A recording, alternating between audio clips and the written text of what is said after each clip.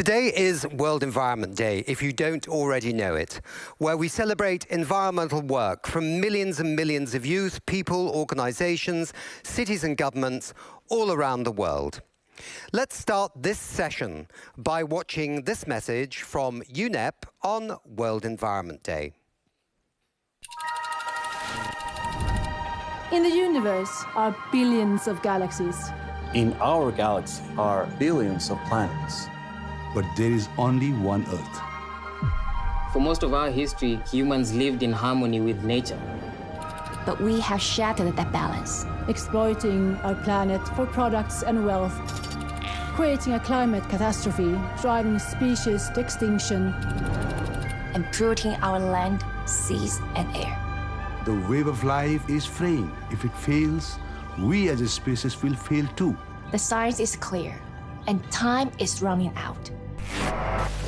We must go from harming our planet to healing it. We must protect what we have and bring back what we lost to advance to a more sustainable future where everyone can thrive. Humanity has come together before to prevent environmental catastrophes. We have helped repair the ozone layer. We have restored millions of hectares of land and marine ecosystems, protecting thousands of species. And we've banned dangerous pollutants, saving countless lives. Let those victories be the torches that ignite more action and illuminate the path to a world in which we are once again at peace with nature. In the universe are billions of galaxies. In our galaxy are billions of planets. But there is only one Earth. Solo un planeta Tierra. 只有一个地球. केवल एउटै पृथ्वी. Bara en jord. Dunia ni moja tu.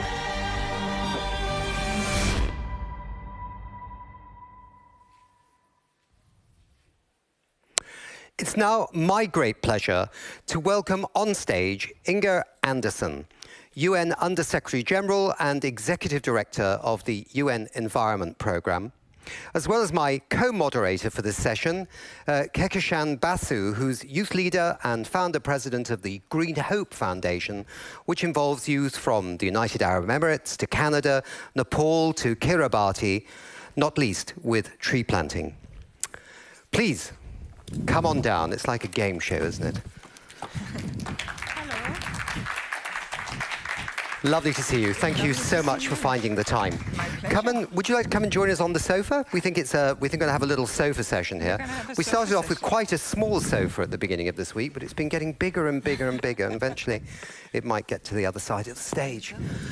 Lovely, really nice to see you. We saw you almost in stereo just now because you were, I think, at the museum there speaking. So we were taking a little feed from the UN web TV. But we're very pleased to have you here, as it were, in the flesh. So, World Environment Day. Yeah, Stockholm+50 as well. It ended on Friday. It did. I read the final press release and the final statement and listened to various people. I think what the public out there, and we literally have millions of viewers on digital television, what they'd like to know in a sense is, what is your perspective? Was the conference a game changer? Will people look back on it as important, another step in the right direction, or something else? How did you feel about it? Well, look, I think it's important to start at the beginning, back in '72, right? Mm-hmm. Not that I'm going to take you through every year, but the point is, back in '72, the world was not in a good shape, environmentally speaking. Mm-hmm. We may have forgotten, but back in '72, we had bubbling rivers with toxicity. We had beginning to understand there's a hole in the ozone layer. We were understanding that some chemicals like DDT was finally in '72 banned in the US, but it took much longer in other places. We had acid rain in Sweden, in Denmark, Scotland, Norway. So things were not good. And that was a mobilization of youth, of activists, of folks who could see that back then. And many things have been fixed. We've sort of forgotten about that too through these 5 decades, but we haven't fixed enough. Mm-hmm. And so what happened in '72 was that sort of the environmental consciousness got a name and an address, United Nations Environment Program, a place where these things were going to be dealt with. But meanwhile, of course, we have multiplied as a species on this planet, heading towards 8 billion, and we have now have this process of linear production and linear economy where we take stuff out of the belly of the earth, put it into the economy fine and well, and then we just discard it right back into the environment. And we are seeing that that model doesn't compute. So this meeting 50 years later was, yes, not a celebration, not at all, but it was taking stock of the achievements made and then saying, look, world, yes, we're not here in Stockholm to negotiate a new treaty or a new agreement, no, but we are here to push. And so some of the things that did not make it into its statement, but that happened in this, there was a lot of talk about environmental crimes and crimes against the environment. There was a lot of talk about intergenerational justice. And a number of these dimensions, the youth were very strong with the Youth Assembly, and they'd worked for more than a year. These things were reflected in the statement, and there was an unequivocal reflection of phasing out fossil fuels. There was an unequivocal emphasis on the human right to a healthy, clean, and sustainable environment, and an unequivocal reflection on sort of thinking about measures beyond GDP. Now, this is not a negotiated final treaty text, but it is text that lays paving stones for what is to come. And so I feel that, yes, we got a lot of voices, we got a lot of newer ideas inside a UN forum, which is very important. And I do believe that sooner or later, words that are bandied about, including ecocide, will walk its way into the United Nations vocabulary. Thank you very much. And I think you were absolutely right. Nothing is the beginning or the end. It's a part of a journey. And we have other journeys this year, like COP27 in Egypt. And so, yeah, thanks for your perspective. Kehkashan, you're with us. It's absolutely great to see you. Thank you. You have some questions too. So I'm going to hand this over to you. Thanks, Nick. So, Inger, I founded Green Hope Foundation when I was 12 years old because I realized that children and young people like me at the time weren't getting the environmental education that they needed to become aware and take ground level action. So we decided to change that, and we have seen how successful Green Hope Foundation has been in terms of using its environment academies to get young people to act. But what I'm really appalled by is the fact that there are so few countries that actually incorporate environmental education into their core school curricula. So what can we do to address this so that environmental education is as normal as learning science or math? I couldn't agree more with you, and bravo to you for funding that organization, and now has grown roots and branches across the world. Bravo to you.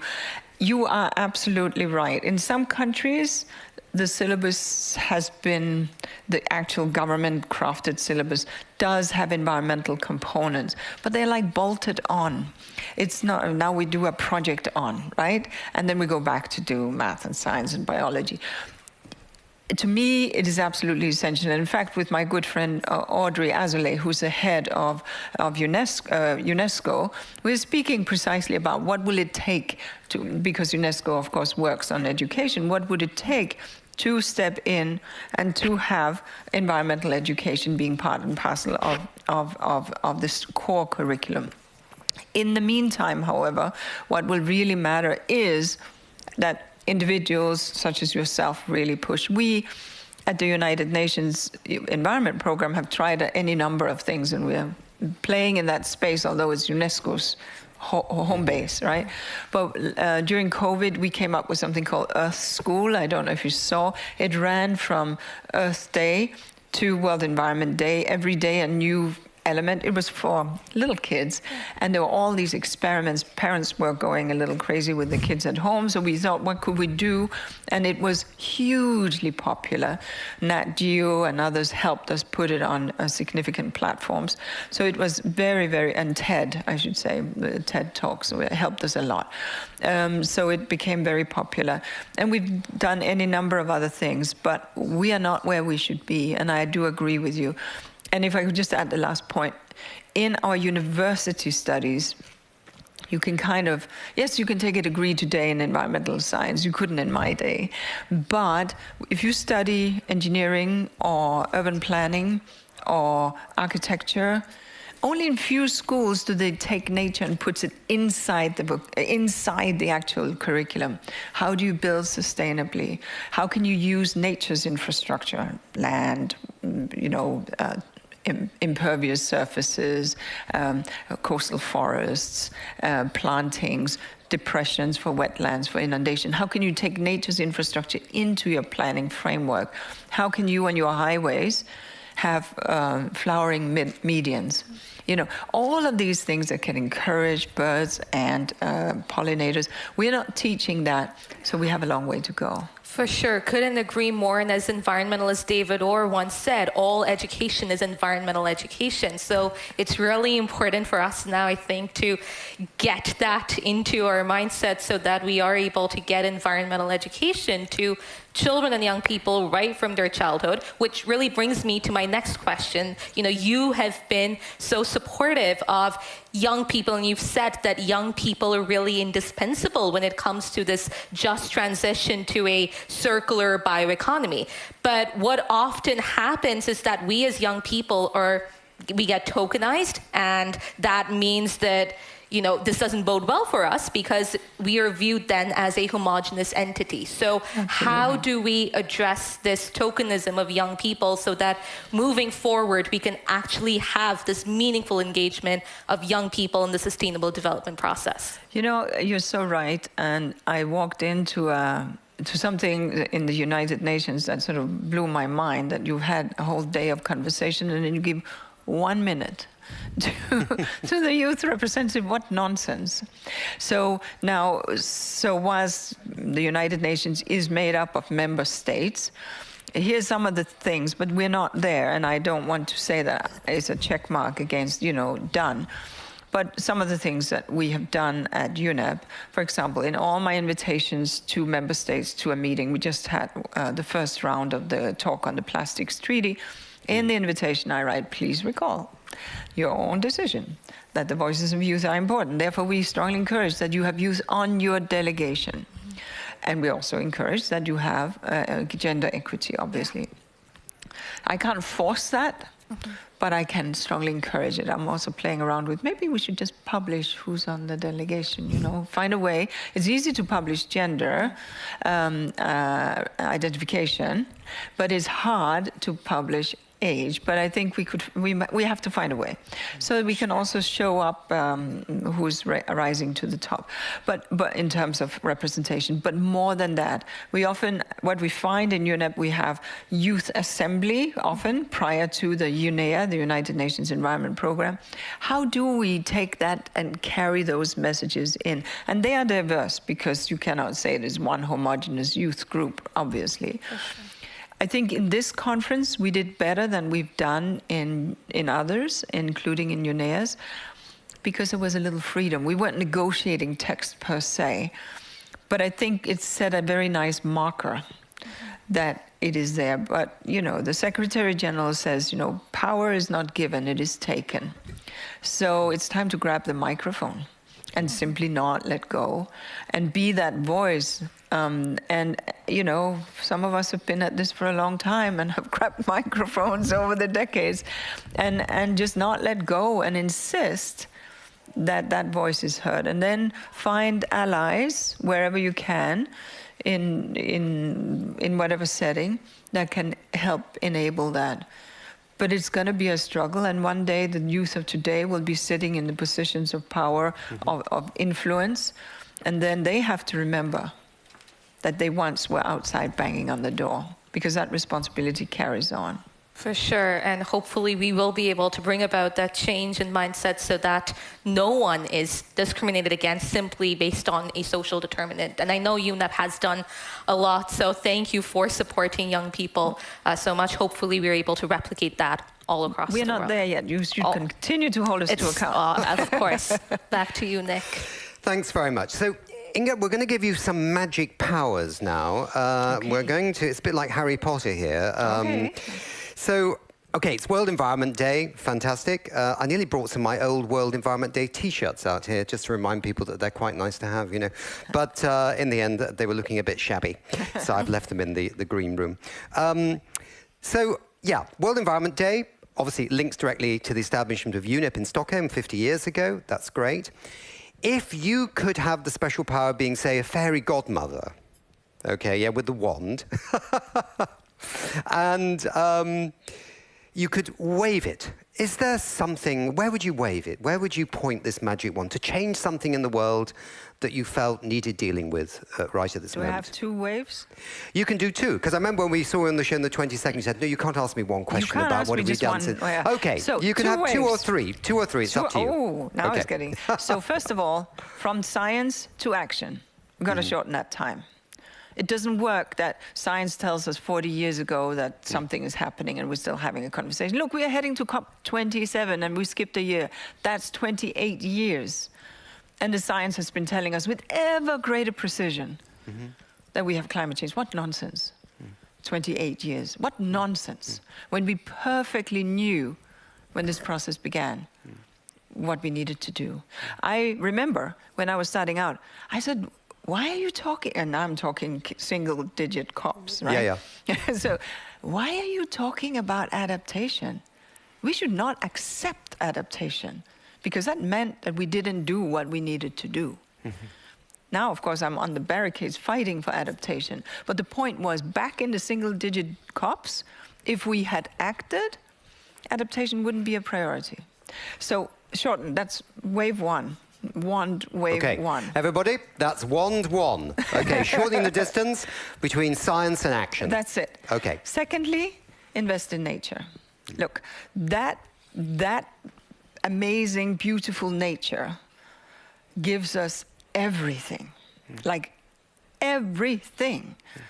It's becoming trite, but the water we drink, the food we eat, the air we breathe, the houses we live in, the joy and the pleasures, our health and our happiness, our cognitive abilities as we develop from young. We know being exposed to green is good for brain development and stress, by the way.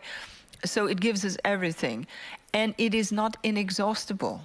We cannot continue to fragment, pave over, over-farm, use chemical, and expect that rain will come when it's supposed to, that season will follow season. We can't. So we got to get ambitious around protecting nature, which is why we're in the process of negotiating what is called the post-2020 Global Biodiversity Framework. Forget about that. It's a new, bigger agreement in which we will have some significant targets of reducing pesticides and insecticides and other chemicals into the nature, of setting aside at least 30% on terrestrial and on marine, and on a host of other, there are 20 targets in all. It's in negotiation. And then holding to account companies, countries, be smart about it. The subsidies that we're using are going in the wrong direction. They go pro-chemical instead of pro-nature. You know, so second wave. And if I have a third, it's pretty obvious. Okay. Fossil fuel. Yesterday's news. We cannot no longer have financing for fossil fuels. It's just not possible. We have to get out of that. And honestly, if we are seeing now these price rises on fossil fuel and the industry getting more and more interested, therefore, in more, because it'll get a greater profit, this is completely not the way to go. We need to get renewable energy and step up significantly, understanding that in poor countries you have significant energy poverty. South Sudan, 7.2% access. Chad, 11% access to modern electricity. They need access, they need solidarity, they need development finance. They need the 100 billion that was promised back in 2009, re-promised in 2015, still not on the table. It has to be on the table. Now we're at 80-something billion. Okay, good, thanks. Give us a rest, and then let's see how we can leverage private sector into that. But these are my three. Those are very good ones. Shorten the time, deal with nature, and let's get out of fossil fuels. Those are really good ones. I'm going to come to the fossil fuels in just a second, but I think this nature thing is so critical, isn't it? I mean, the tree planting, I don't think people sometimes understand how absolutely critical it is to increase our forest cover. And sometimes they diminish it by saying, oh, the children are planting trees, right? No, they're actually planting a marker about a future that we want. And I think that's so critical. And when you think of some of the other treaties, our dear colleague Ibrahim Chow at the Desertification Convention, right, where I mean, if you don't take care of your soil, there's nothing. We're not here either. I mean, nothing grows. There's no food. I mean, there's just nothing. There's no trees anyway. I don't think people sometimes have internalized those connections between these very key areas of our planet. But getting back onto the fossil fuel thing, yeah, so, I mean, we've been a bit passionate about this today, earlier as well, by the way, because we were, you know, we've worked with UNDP since COP26 in Glasgow, the UN Climate Change Conference in Glasgow, on their dino talks. I think you've probably seen this dinosaur wandering into the General Assembly and warning the leaders not to choose extinction. And sometimes in the UN, you know, your campaigns work and sometimes they don't work, and sometimes we don't know why they work and sometimes we don't know why they do work. This one, just for some reason, has completely taken off and gone very viral, which is super. And I suppose probably at the heart of it is this kind of stupidity, right, which is that the governments are setting these decarbonization targets and then somehow round the back, they're sort of got their spreadsheets out looking at how they can increase fossil fuel production, or in this case, subsidizing fossil fuels. And of course, we know the fossil fuel companies are hardly startups that need support. They've been around for a while. So, and then the IMF numbers are what? 580 billion direct subsidies, and then trillions and trillions of dollars in damage from climate change and air pollution and deaths from these subsidized fossil fuels. So I suppose, I think I know the answer from what you just said before, but I think UNDP and we who are involved in it would love to, in a sense, yeah, have your support on this, or not direct support, but, you know, the blessing that this is a good idea. No, absolutely, of course. And bravo, it was a great campaign with the dinosaur in the General Assembly. I mean, look, because it is yesterday's thing. And it had its moment, the internal combustion engine, fine. But that was then. That's more than 100 years ago that we invented the vehicles and the Ford motor car T, Model T, whatever it was. Look, we can do so much better.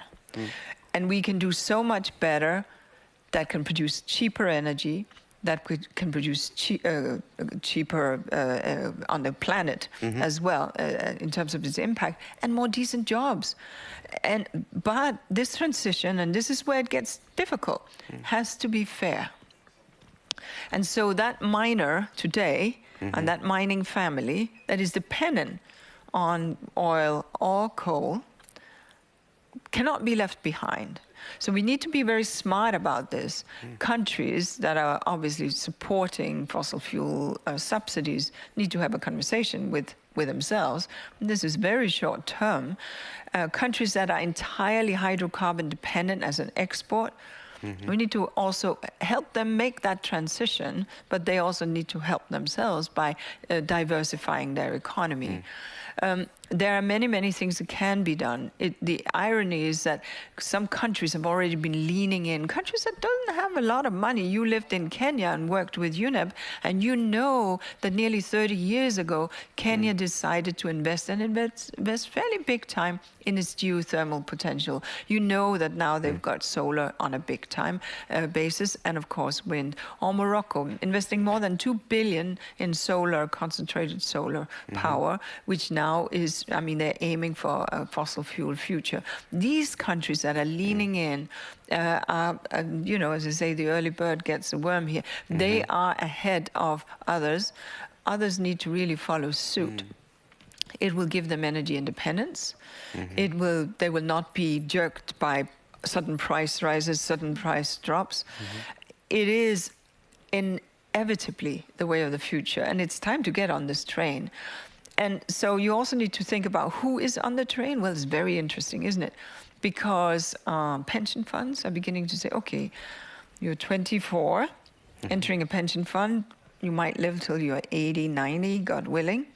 Well, we'd like to be able to pay you your pension when you are, so, we can't invest in fossil fuels anymore because that thing is going to stop. So we actually need to pull our money out of some of these industries. That's the story of the future.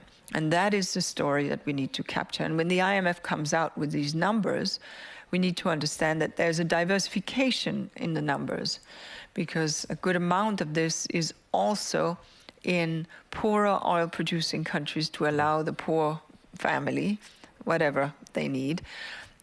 And that's, again, where we need to think about sort of justice between countries, so that that very poor country can make the transition if it is hydrocarbon dependent, which is not simple, but something that has to happen. I think this is a really good point, and I think that, as you say, sometimes people present things as a kind of big picture thing, but there is devil in the detail, and that's absolutely clear. And I think on the fossil fuel subsidies, perhaps, you know, there are still very poor people in many, many developing countries that simply have not yet got access to the renewable energy. And when those oil prices spike, they do need support. And even in a country like Sweden right now, there are some people who need support. I think what we were talking about this morning was that there are a lot of people we know in this room here have got, you know, electric cars, solar power on their roof, but they're still getting a fossil fuel subsidy, effectively, from the government here, because they're doing a kind of blanket support because the prices are high. So we were saying it can't be beyond the wit of a Nordic country like Sweden to actually, in a sense, target those that really need it rather than the blanket subsidy. So it's a fascinating subject. And I suppose on the last point on this is, it's also interesting how the subsidy gets throughout the economy. So even with the plastics treaty, right, one has to remember that most of that plastic is coming from fossil fuels. Absolutely. So it works against the recycling and the reuse of old plastic in favor of the virgin, the new plastic. And that's what's so fascinating about the subsidies. A little bit about what you've heard, Kehkashan, from the wonderful Inga Andersen. Do you feel uplifted by what she said about the youth? And Absolutely. Absolutely. I mean, I named my organization Green Hope Foundation. So, you know, I always have that hope that we will be able to create a better world for all. And I think that now is the time to start acting, to move beyond what we've already done. And I think that Stockholm+50 and all of us here having this discussion now definitely gives me a lot of hope. Yeah. And I wanted to ask you one question, and I don't know the answer to this, so I hope we both enjoy the answer, but why did you start doing this at 12? What inspired you? I mean, there's probably some 12-year-olds out there on their you know, iPhones, you know, killing monsters or something. They should be out doing something else, yeah? What gave you that passion? Well, I started my journey 5 years before that, at the age of 7, when I saw the image of a dead bird with its belly full of plastic, and then decided to take action to stop that from happening again by planting my first tree on my 8th birthday, which is actually World Environment Day, so today's my birthday. So I thought... Okay, big hands, big hands. So I thought I was preordained to become an eco-warrior, but I started Green Hope Foundation because I realized that there was a severe lack of inclusivity of children and young people in the sustainable development process. I realized this at Rio+20 because out of 50,000 delegates, there were so few people under the age of 18, and me at 12 there, I wanted to really change that narrative. So that's how Green Hope Foundation came into being. Okay. Wonderful. Any last comments from you? I know you have to run because you've got to get somewhere else to save the world. But I will say that it is people like yourself and others who get inspired or angry about the photo of the bird with its belly full of plastic. It is that spark, that moment, and honestly, I'm so pleased that you mentioned that story, because I see young people across the world who have mobilized. It could be at the community level around getting water to their village, or around protecting a local stream, or whatever it might be. But it matters greatly. That is how we shift. Let's be honest. That is how we shift. By sitting back and killing monsters on the iPhone, which may also be necessary from time to time. Stress relief, Those monsters gotta go. But, you know, the bigger monster is if we do not take action. And the bigger monster, obviously, is lethargy and cynicism, and I can't make a difference anyway, so why bother? And so since we have only one Earth, hearing from you and the kind of action that you've taken, bravo to you, and bravo to all the young people out there who are doing it. Thank you. Good. Well, thank you very much indeed to our wonderful guests, Ingmar Andersen of the UN Environment Programme, Kehkashan of Green Hope Foundation. I hope you learned something there. Optimism, but also we need more action, clearly. And also the United Nations also needs your support as well, because it's doing great work all around the world and holding this story together and pushing it forward. So thanks very much indeed. Thank you. Thank you. Thank you.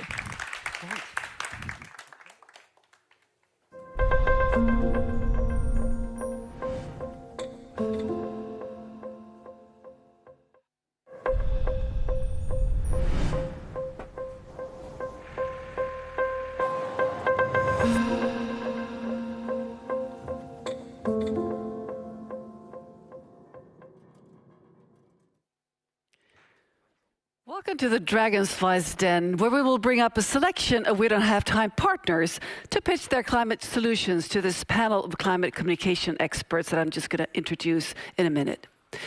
We have asked the speakers to bring their best arguments and communication tricks to try and convince us of the climate value of their solution in 5 minutes.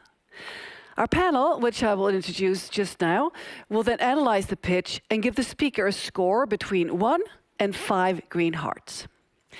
The 3 finalists get the opportunity to expand upon their solution in a 30-minute deep dive in our next edition of Climate Action News One-on-One. And they will also get the opportunity to pitch at COP27. And the winner of it all, well, we'll see. That's a secret for now. So now let's introduce our fantastic panel. We have with us Ingmar Rentzhog, CEO and founder of We Don't Have Time. We have also with us Kehkashan Basu, youth leader and founder, president of Green Hope Foundation. We have Shuta Chakraborty, president of US Operations We Don't Have Time, who will be joining us by Zoom. We have Patrick Kiarie, head of We Don't Have Time Kenya's chapter, and Nick Nuttall, who was just stepping off the stage, will now step on to the stage again. Please give them all a warm hand. She didn't say my name. And Claire, I'm so sorry, Claire. There was a little bit of a mishap here in the Gabriela. Sorry, Gabriela. There you are, Gabriela, communication specialist, UNDP, is also joining us, which we're very happy for, Gabriela. I'm sorry. So there's many people in the jury, and Shuta will not be joining us, or will she be joining us? No, she will not be joining us. All right, so that's the switch here that was done. Excellent. It's much better to have somebody here in person, and also you representing UNDP is crucial for us, so excellent. So the first pitch I'm going to introduce now is Gil Friend, who is co-founder of mySustainOnline, and he will be pitching to us via Zoom. So let's hear it from Gil.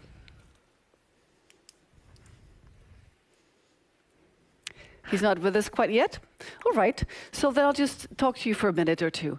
Patrick, you've been joining us from the Nairobi office here, and from We Don't Have Time's Nairobi office. And this is your first time in the panel. And how does this feel, bringing your perspective into this? Yeah, I feel great to be part of the panel. And I'm looking forward to see how they will pitch the ideas to us. Then we give them the best result regarding the ideas. And Gabriela, you've been putting together this fantastic UNDP program here every day, and now you're honoring us by being in the panel. So what would you like to, what perspective are you bringing in? Well, I think since now I can relax because we're done with the UNDP hour and feel much more relaxed. I think one of the most important things, apart from the subtext and the solutions to the very important challenges that people will bring here, is no less is the storytelling and how do they present their solutions, because it's fairly easy talking to people who are into climate, the climate environment, and are knowledgeable, but we need to engage everybody, the wider audiences. So getting their engagement is a very important part of the pitch. Indeed, indeed it is. So we're doing a little bit of a change in order here. It's my pleasure now to bring in on stage Yi Li, who's Vice President Growth at Terraformation, and he is with us here. Wonderful to have you on board again, Yi Li. Yay! Hey there. Good to see you. Good to see you. I didn't realize we were going to be vying for green hearts today, so wow, I'm a little bit nervous now. Don't be. Well, the stage is yours, Yi. Oh, thank you. Thank you so much, everybody, for coming out to learn about Terraformation. And thank you for inviting me here on World Environment Day. I just couldn't be happier to talk about Terraformation on such a momentous occasion. So my name is Yi, and I helped start Terraformation in 2020 together with my good friend Ishan Wong. And so Ishan and I have known each other for 20-odd years. Both of us were very early at PayPal. We were amongst the first 100 employees at this tiny startup called PayPal back in 2000. And we were there during a period of very high scale as the company was reaching sort of global, its global aspirations. After PayPal, Ishan went on to become one of the first engineering directors at Facebook, and then ultimately CEO of Reddit. Both of which were very high-scale network operations. And then for my part, after PayPal, I founded 4 more tech startup companies in Silicon Valley, and also became an angel investor. And I've invested individually now in over 110 different startup companies. And so between Ishan and I, we've seen a lot of teams and a lot of companies scale up their operations. And this idea of scale is really critical to Terraformation's mission. So Terraformation's mission is to enable the world to grow 3 billion acres of net new forest in the next decade. And by doing so, to be able to actually draw down gigatons of carbon dioxide from the atmosphere. And 3 billion acres, I mean, this is a number that rolls off the tongue, but it's a really, really large aspiration, right? This is a land surface area that's about the size of the 48 contiguous United States plus Mexico. And so it became screamingly obvious to us in getting this company off the ground that no one company, no one single organization was going to be able to cover that much land mass. And in fact, if you look at the high potential zones for reforestation, they're really scattered actually all around the world, around this equatorial latitude band, and every continent actually has a role to play in growing these 3 billion acres. So our approach to scaling up global forestry is really to take 2 approaches. One is to accelerate the efforts of existing forestry organizations, and the other is to incubate new forestry organizations. I'll talk about both of these in a second. So for acceleration, we went and talked and sought out and have become partners with the largest forestry organizations in the world. So these are groups like Eden, TIST, World Vision, Global Forest Generation, WeForest, Reforest Action. I mean, there's the list goes on, but there's like 5 or 6 groups that are basically planting trees at multi-million tree per year kind of scale. And if you add up all of their efforts together, they're going to put around 750 million trees in the ground this year, probably around 1 billion trees next year. And if they continue at that pace, right, over the next decade, they'll get to about 10 billion-ish trees in the ground in the next decade. 10 billion sounds like a big number, and it is. It's really worth applauding their efforts. But yeah, awesome. Good job, those guys. But if you think about it, right, 10 billion, compared to the number of trees that scientists tell us is going to be required to cover 3 billion acres, it's around 1 trillion trees. So we're still 2 zeros short. We're actually like 1%, right, of the way to a global solution. So obviously, we want to work with this group of large forestry organizations and unblock their progress. So we understand there's some very concrete things that Terraformation offers to them. Seed supply is a key bottleneck. Capacity and training of more employees is a key bottleneck. Making carbon tracking easier is another key bottleneck. So we produce, like literally, pieces of infrastructure hardware to unbottleneck seed supply. We produce training programs. We produce software apps that make carbon tracking easier. And so we're trying to accelerate their efforts by an order of magnitude.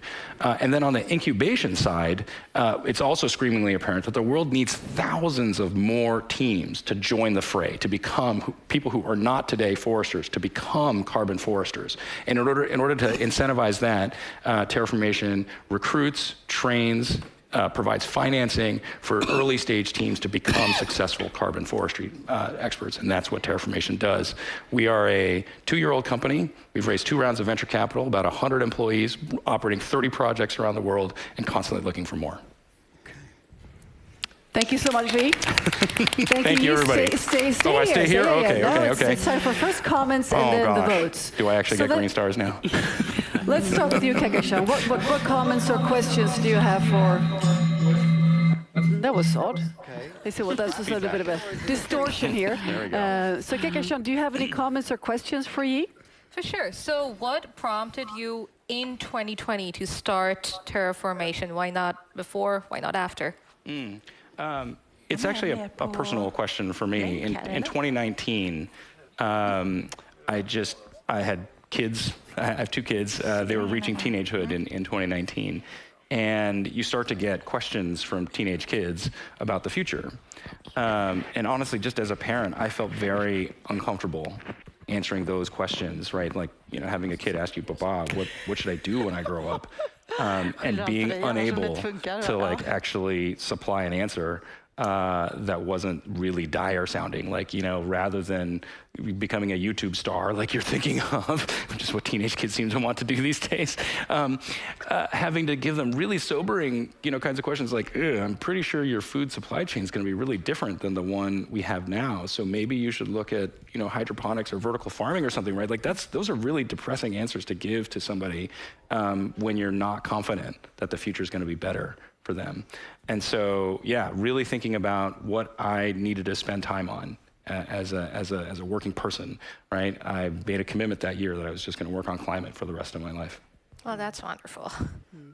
Terrific. Let's take a comment or a question from Nick before we go to the vote. Okay, but I mean, okay, this is great, but you know, how are you going to guarantee that you get like the right kinds of trees in the right places? Because we don't want the wrong trees in the wrong places. That can cause more damage. Have you factored this into your plan? Yeah, thanks, Nick, for that, because you're right. It's an absolutely critical factor. We don't want to just sort of carpet bomb the world with 1 trillion eucalyptus trees or 1 trillion bamboo plants. That would cause very, well, unpredictable and probably negative side effects.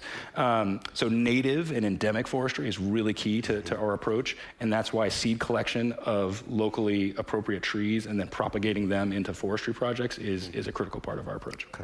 Excellent for clarifying that. Thank you. So, Ingmar, you are the head of the jury, and could you please start giving your first vote? Yes, I can start with just quick explain the rules for those that didn't view this climate dragons then on Wednesday. And the rules is very simple. We will have a vote, the jury. We will give between 1 to 5 climate love. And the people, all the viewers, you can also vote if you download the We Don't Have Time app and press agree on those pitches you will see here. And on the end of the broadcast today, we're going to announce the winner. So I can go first, and I mean, I love what Terraformation are doing. I think the pitch was very good. It's all about scaling. And have this bold vision to do it on a global scale, and I think Terraformation are doing all that. So I give a 5 climate love. A 5 for the bold vision. Excellent. Ooh, setting a high bar. Kehkashan? Yeah, I do agree with what was said, and as someone who comes from a background where one of our main missions is planting trees all across the world, I feel that there is a lot that can be done with organizations like yours to ensure that we can plant indigenous endemic trees all across the world. So in that sense, I would also give it a 5. Thank you. Starting out very strong here today. Very strong. Patrick Kiarie from Nairobi. Yeah, I'm glad for their solution and the scaling, but I would like you to reach more in Africa and bring more trees there, and it would be more helpful. So for that reason, to impact you to do more, I think I will give you 4. All right. Thank you. Some incentive here. All right. So how about Gabriela? Well, I agree with my colleagues about the importance of the cause and how you presented the context. I will also give you a 4 to give you some incentive to go better into, not better, but brighter into the storytelling, because once you spoke about the story of your kids challenging you with the hard questions, and when you answered about the local trees, that's when I got really engaged. So, but a great 4. Thank you. Thank you. Thank you very much. How about Nick? I like the fact that you were talking about seedlings, because I think a lot of people out there don't realize one of the big blocks to actually scaling up indigenous tree planting around the world are the availability of healthy seedlings for the local people to get involved. So I like that very much. It's a shame we can't give 4.5, isn't it? Because 5 is like a perfect score, right? And yet they haven't finished their job yet. You've still got a bit of time to get to 1 trillion 1% of the way there. I know, you're 1% of the way there. So we don't know fully, but I like it. Okay, I'll give it a 5 too, because I think it's just a brilliant idea. Okay, yeah. I've gone soft. I've gone soft. Okay. Yeah. Well, comments from you, Yi? What do you say? Yeah, I really appreciate the judges' comments. I definitely take the critiques or the room for improvement to heart. There's a lot of work that we have ahead of us. So yeah, looking forward to perhaps coming back other times and being able to give you all updates. So you have the opportunity, because there's still 40 seconds, to speak directly to the viewers, because you need their votes too. That's true. Okay. I wish there's like an SMS short code I should be like saying. Well, just go into the We Don't Have Time information, right? Yeah, exactly. No, thank you so much, everybody, for tuning in. If you want to learn more about Terraformation's efforts, go to terraformation.com. We operate a nonprofit as well, so you can make donations if you'd like to support global forestry around the world in a very efficient way. And then, of course, for the main part of our mission, we are constantly looking for land and partners in all continents where trees grow. And if you want them to vote for you now, where do they go? Yeah, we don't have time. Go get the app. Thank you. Okay, thank you. All right, bye now. And I think we have with us now, I hope we have with us via Zoom, Gil Friend, co-founder of mySustainOnline. Let's see if we can get Gil hooked up here on this big screen. It looks promising. Oh, you're on that side. That's interesting. I'll just shift perspective here. There you are. All right, Gil. So you have the floor for your 5-minute pitch. So go ahead. Thank you, and hello, judges, and hello, Planet Earth. I'm Gil Friend. I'm CEO of Natural Logic and Critical Path Capital, and served as the first Chief Sustainability Officer for the city of Palo Alto in the heart of Silicon Valley. The Guardian called me one of the top 10 sustainability voices in the United States, but I'm not here to talk about me. You can find out what I'm up to at Linktree under GP Friend. I'm here to introduce you all to a new way to help people in companies and organizations around the world be smarter and better informed and more effective at turning the climate crisis around. Why? Because we don't have time. For the past 30 years, I've advised and trained some of the world's best companies and most progressive cities on climate and sustainability strategies that build resilience and economic value and quality of life. Companies like Hewlett-Packard, Levi's, SunPower, cities like Berkeley and Oakland and Palo Alto. And one thing I've found, regardless of the sector that we're working in or the size of our clients, is that everyone in an organization, regardless of their position or rank, regardless of their age or gender, regardless of their specialty or their ethnicity, can be an enormously creative and valuable contributor to the well-being of the organization and the well-being of the planet and their own well-being. If and this is a big if they understand what needs to be done and how well they're doing and what they need to know to do better. And unfortunately, these three factors are absent in almost every organization.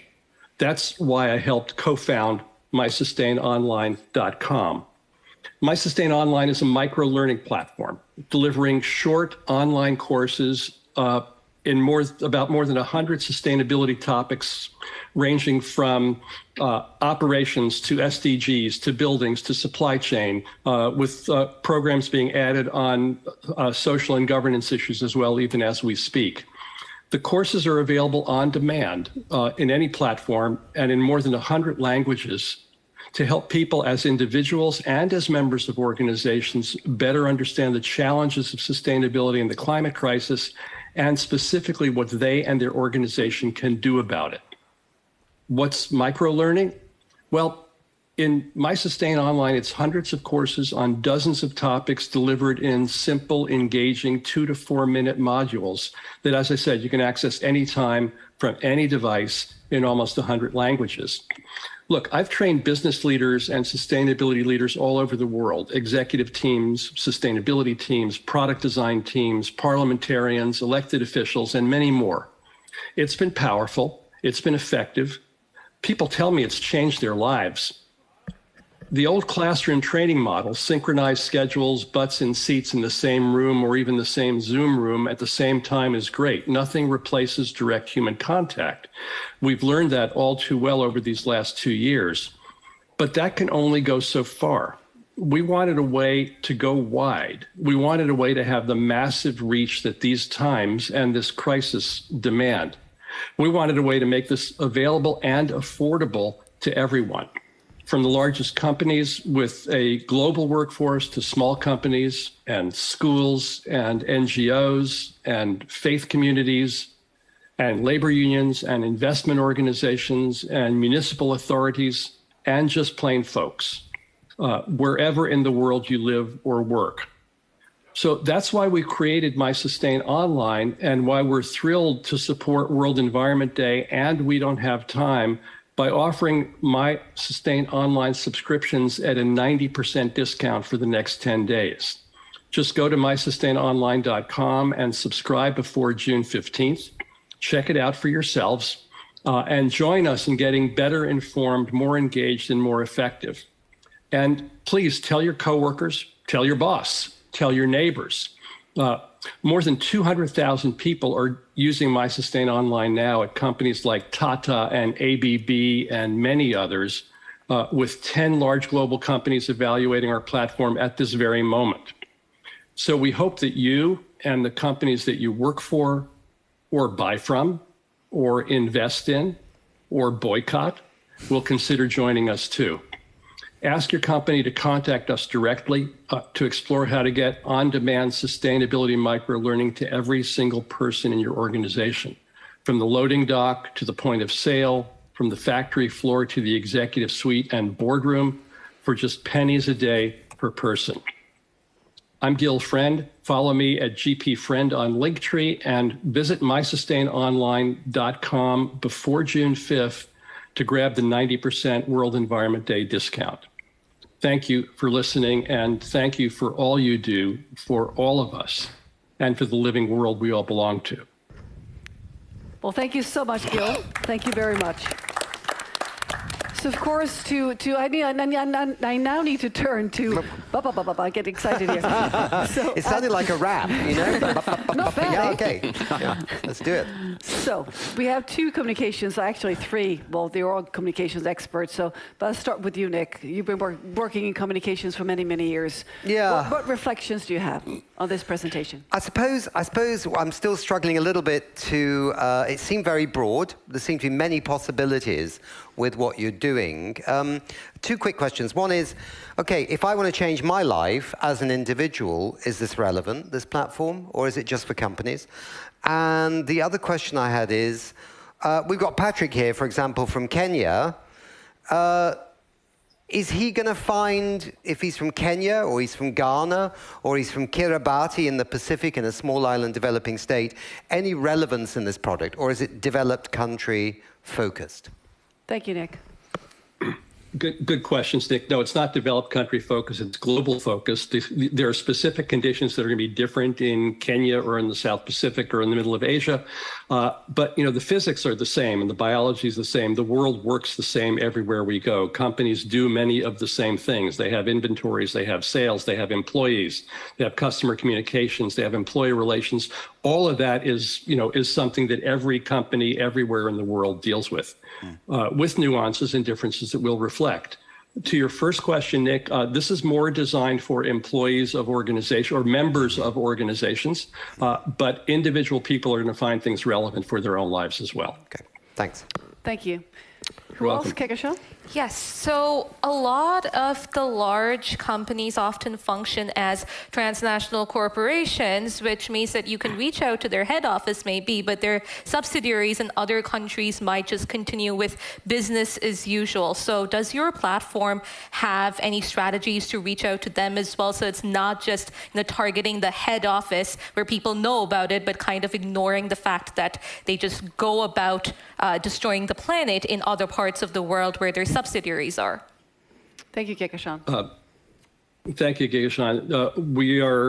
We are targeting the entire organization's top to bottom, from the loading dock to the executive suites. We have training modules that are designed for boards of directors and executive teams, for product managers, for production workers, for at every level of an organization: sales, inventory, product design, marketing, communications, HR, you name it. Everybody has a part to play, and that's what's so unique about mySustainOnline.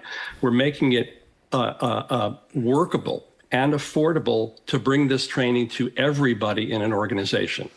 I've found in my work with hundreds of companies over the past 30 years that people throughout the organization are creative and committed and want to contribute, but they don't always have ways to do it. So we want to help open up that creativity, generate the innovation and the commitment and the action at every level, from shop floor to executive suite. Thank you. Our hope is that if we start with leadership, they will push it down through the organization. In many cases, we'll start with the grassroots, with a small office in one country, and have them push it up through the organization, both ways, top down and bottom up. All right. Let's go to vote. Well, Gabriela, I was going to ask you for the first vote. So slide in a comment or question, then go to your vote. I can go to the first vote. All right. Perfect, Gabriela. I loved it. I think it was beautifully presented. I love the connection of him starting with, what is the problem? We are here to help people do this and do that.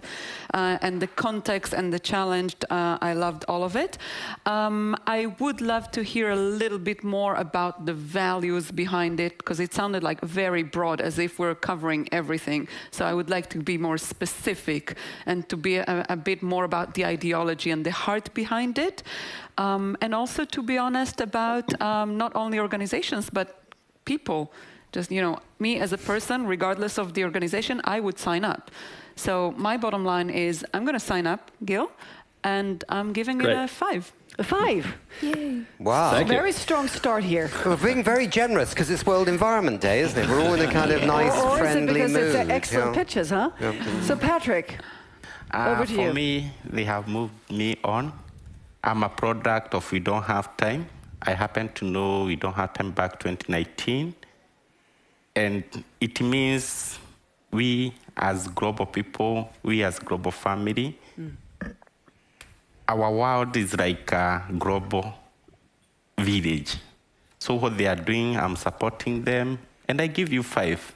Actually, keep it up, and I'll join you, and I'm your follower from right away. Thank you. Thank you, Patrick. Wonderful. Thank you. Kehkashan. Yeah, I really liked the approach that was mentioned about going at it from both the top down and the bottom up as well, and that's something my organization implements as well, and we've seen the benefits of that, and I think the pitch was really, really good. So in that sense, I would also give it a 5. Nick. Yeah. Okay. I mean, everything about the presentation was very straightforward. I think I'd love to have had something from one of those 200,000 organizations or companies that have joined the platform about what has actually changed in their lives since they started doing this. but there probably wasn't enough time for that. But I would have liked to have known that there was real change happening from being on this platform.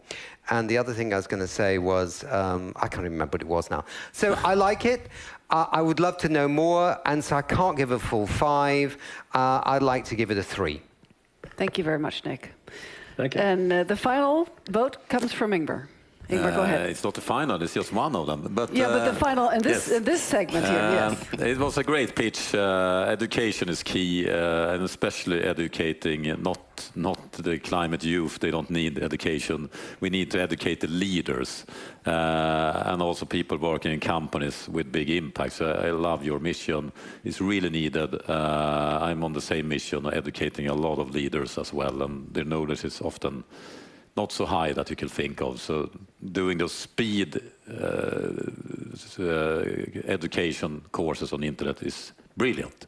But I will not give it a full 5. I will give it a 4 because, as Gabriela pointed out, I'm a little bit curious about the ESG focus. Because for me, I don't like the ESG on your website there, because ESG for me has something else meaning. It's like ExxonMobil is on the top list of the most companies with best ESG score. So it's a little bit problematic with ESG, because you could hide with being good at one of the SDGs and being terrible at the other 16 SDGs. So I think it's I think you have it on your site, but in the pitch I will hear a little bit more about what kind of impact your courses are. Or are they focused on the planetary crisis, or are they broader, and how are they prioritized, etc. So 4 from me. Well, thank you very much, jury, and thank you very much, Gil, for joining us here for a great presentation. And well, you'll find out at the end of the program how you fared in the bigger picture. So thank you. My pleasure. Thank you for having me here. You're welcome. And now we move on to the next pitching company in person. It's Tristan Copley-Smith. He's director of Carbon Catchers, and he's with us here in the studio. Please join us. Welcome, Tristan. Hello. You have the floor, and you have your 5 minutes. Thank you very much. Hello, everybody. Lovely to be here today. Thank you for the invitation. Really lovely also to... Thank you. If one person gets clapped, they all have to get clapped. That's the principle. Climate justice. I like to see that Nick is challenging Simon Cowell tonight by giving his 3 in the last pitch. Thank you very much for the invitation, and what a place to be standing and presenting. Today, I want to talk about a gap that exists in the climate space. Now, we're quite familiar with what is known as the carbon gap or the emissions gap, which is the gap between where emissions are and where they need to be. We also may be familiar with the policy gap, which is the gap between where policy is and where it needs to be to achieve the emissions gap. But what we're not talking about is the story gap, and that's what I'd like to speak to you about today. The story gap, as I see it, is that when we talk about climate, we talk about it in a particular way. Now, I'm a storyteller, a filmmaker and journalist, and I have been used to assessing how stories work. And let me break it down very quickly. So we have protagonists, who are the good guys. We have antagonists, who are the bad guys. We have a conflict, which is where they battle it out together. And we have a resolution, which is the result of said conflict. Now, in climate storytelling, what we tend to do is we position nature and the environment as the protagonist. Human beings, i.e. us, are the antagonists. The conflict is us destroying the environment, and the resolution is we're screwed. Now, that's not a really inspirational story, especially when we're facing the problem that we are with the climate. And it creates, as such, a toxic media environment which is played on repeat in cycles, as we can see as we doom scroll through our media feeds. And I think this is really problematic, because we need this generation to be the most inspired and active generation to solve the problem we face. It is of such a magnitude. And so what do we do about that? We tell a new climate story. And in the new climate story, the human being is the protagonist. And that's a good thing, because right now, the moment we share, there are many examples of human protagonists. This room These seats here are full of people with the ideas, ingenuity, and resources to tell a new climate story. So very quickly, I would like to tell you a climate story of a friend of mine who is going to be the subject of the documentary I will be talking about.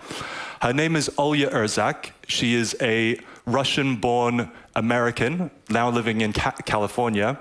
Now, Olya used to work at Google. She's very smart. She was a computer scientist. And one day, when scrolling through her doom-scrolling feed, she came across a story which was about her homeland of Siberia. And in Siberia, a few years ago, there was a story about 7,000 gas bubbles poised to explode in Arctic. And essentially what this was mountainous amounts of methane that were melting from permafrost and accumulating under the ground, creating literal hills in Siberia, which then exploded, releasing tens of thousands of tons of methane into the atmosphere. If you don't know about methane, it's 27 times more potent a greenhouse gas than CO2, so this was a huge problem.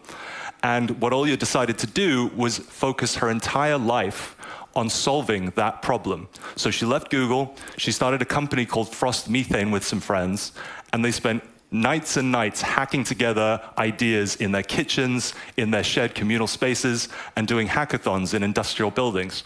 The result of that is Frost Methane, which is automatically burning and flaring carbon coming out of mining, old abandoned mines in the United States, coming out of melting permafrost under the Arctic ice, and they are scaling this solution around the world. The other thing I love about Olya is she's a total badass. She is totally engaged in the natural world, which then inspires her work in her professional life. She is an extreme sports personality. She does kite surfing, rock climbing, all of the amazing things you might expect. But she's not the only one. There are tens and tens of subjects we've discovered working in climate technology who have this incredible connection to the natural world. And I think these are the deliverers of the new climate story. These people are inspirational, they're accessible, they have amazing origin stories, and they, as we've seen today from the pitches of our other entrepreneurs, are incredible communicators about what they do and why it's important. So this is the new story we need to tell, and Carbon Catchers is a documentary series we are developing to tell them. If anybody's seen Chef's Table, which is all about chefs and their vision, we are bringing climate action to this conversation. I thank you very much for the ability to speak today, and we are looking for executive producers, audience members, and general supporters and subjects. We hope to tell a new climate story with you all in the very near future. Thank you very much. Well, thank you very much, Tristan. Stay here next to me for some comments and questions. Let's start by turning to Gabriela. Thank you. So I loved all your stories, but I have one question which you touched on at the end. Yeah, what is Carbon Catchers? What is the solution? What are we expected to support here? This series of documentaries? Yes, so Carbon Catchers, I was going into the reasoning of the narrative. The narrative is the stories I was telling you. So we want to host 30-minute episodes on Netflix and on Prime, with which we have some meetings coming up, to get these stories in front of millions and millions of eyeballs and inspire them to change their lives and join the community. Thank you for clarifying. Yeah, Nick? Tristan, I had exactly the same problem, because I was kind of like going through, and it was only the end I went, aha, he's going to be telling the stories of amazing people via film. And so I think from the pitch, if you set up at the beginning, is I'm going to use filmmaking to change the world and our response to climate change. And let me tell you how and why. You know, and then I would have been like, okay. But it was only when I got to the end, you know, it's like scrolling to the end of the War and Peace by Tolstoy. No offense, because he takes a lot longer. It was like, oh, the penny drops at the end. And then all these questions come. And so I would change the pitch. I would be more upfront about what you're doing. Don't leave it as such a big surprise at the end. Okay. I thought you were going to have... sorry, I was going to say it last thing. When I heard about the methane, I thought, aha, they're founding a renewable energy company that's going to harvest methane from Siberia. And then you didn't do that. You got to the end, it was a film. So, you know what I mean? It's kind of fun, but to have that wandering, what's he on about? But I would cut to the thrust at the beginning. Okay. You ran a bit out of time, didn't you? I believe so. Yeah, I think because I have to be very strict in keeping the time. So I that's totally why understand. I step up, yeah. I found out this morning we weren't allowed slides, so this also was a bit helpful to my flow generally. So Patrick, do you have any reflections or comments? They said they are inspirational. I think I want to learn more about their inspiration, at least to reach many people around the world. Maybe that's something I can tell you to improve. Good. To clarify how you reach the audiences. Yeah, true. Anybody else? We have a minute before we go to the vote. I must say, I love this concept. I agree with Nick that it would be better to explain a little bit what it's all about in the beginning. But I mean, what we need is to focus on the solutions. We also need to focus on the people that are working on the solutions, and we need to inspire people to act. And we need to use culture, films to do it, to reach a broader audience, etc. And you have all taken the box there.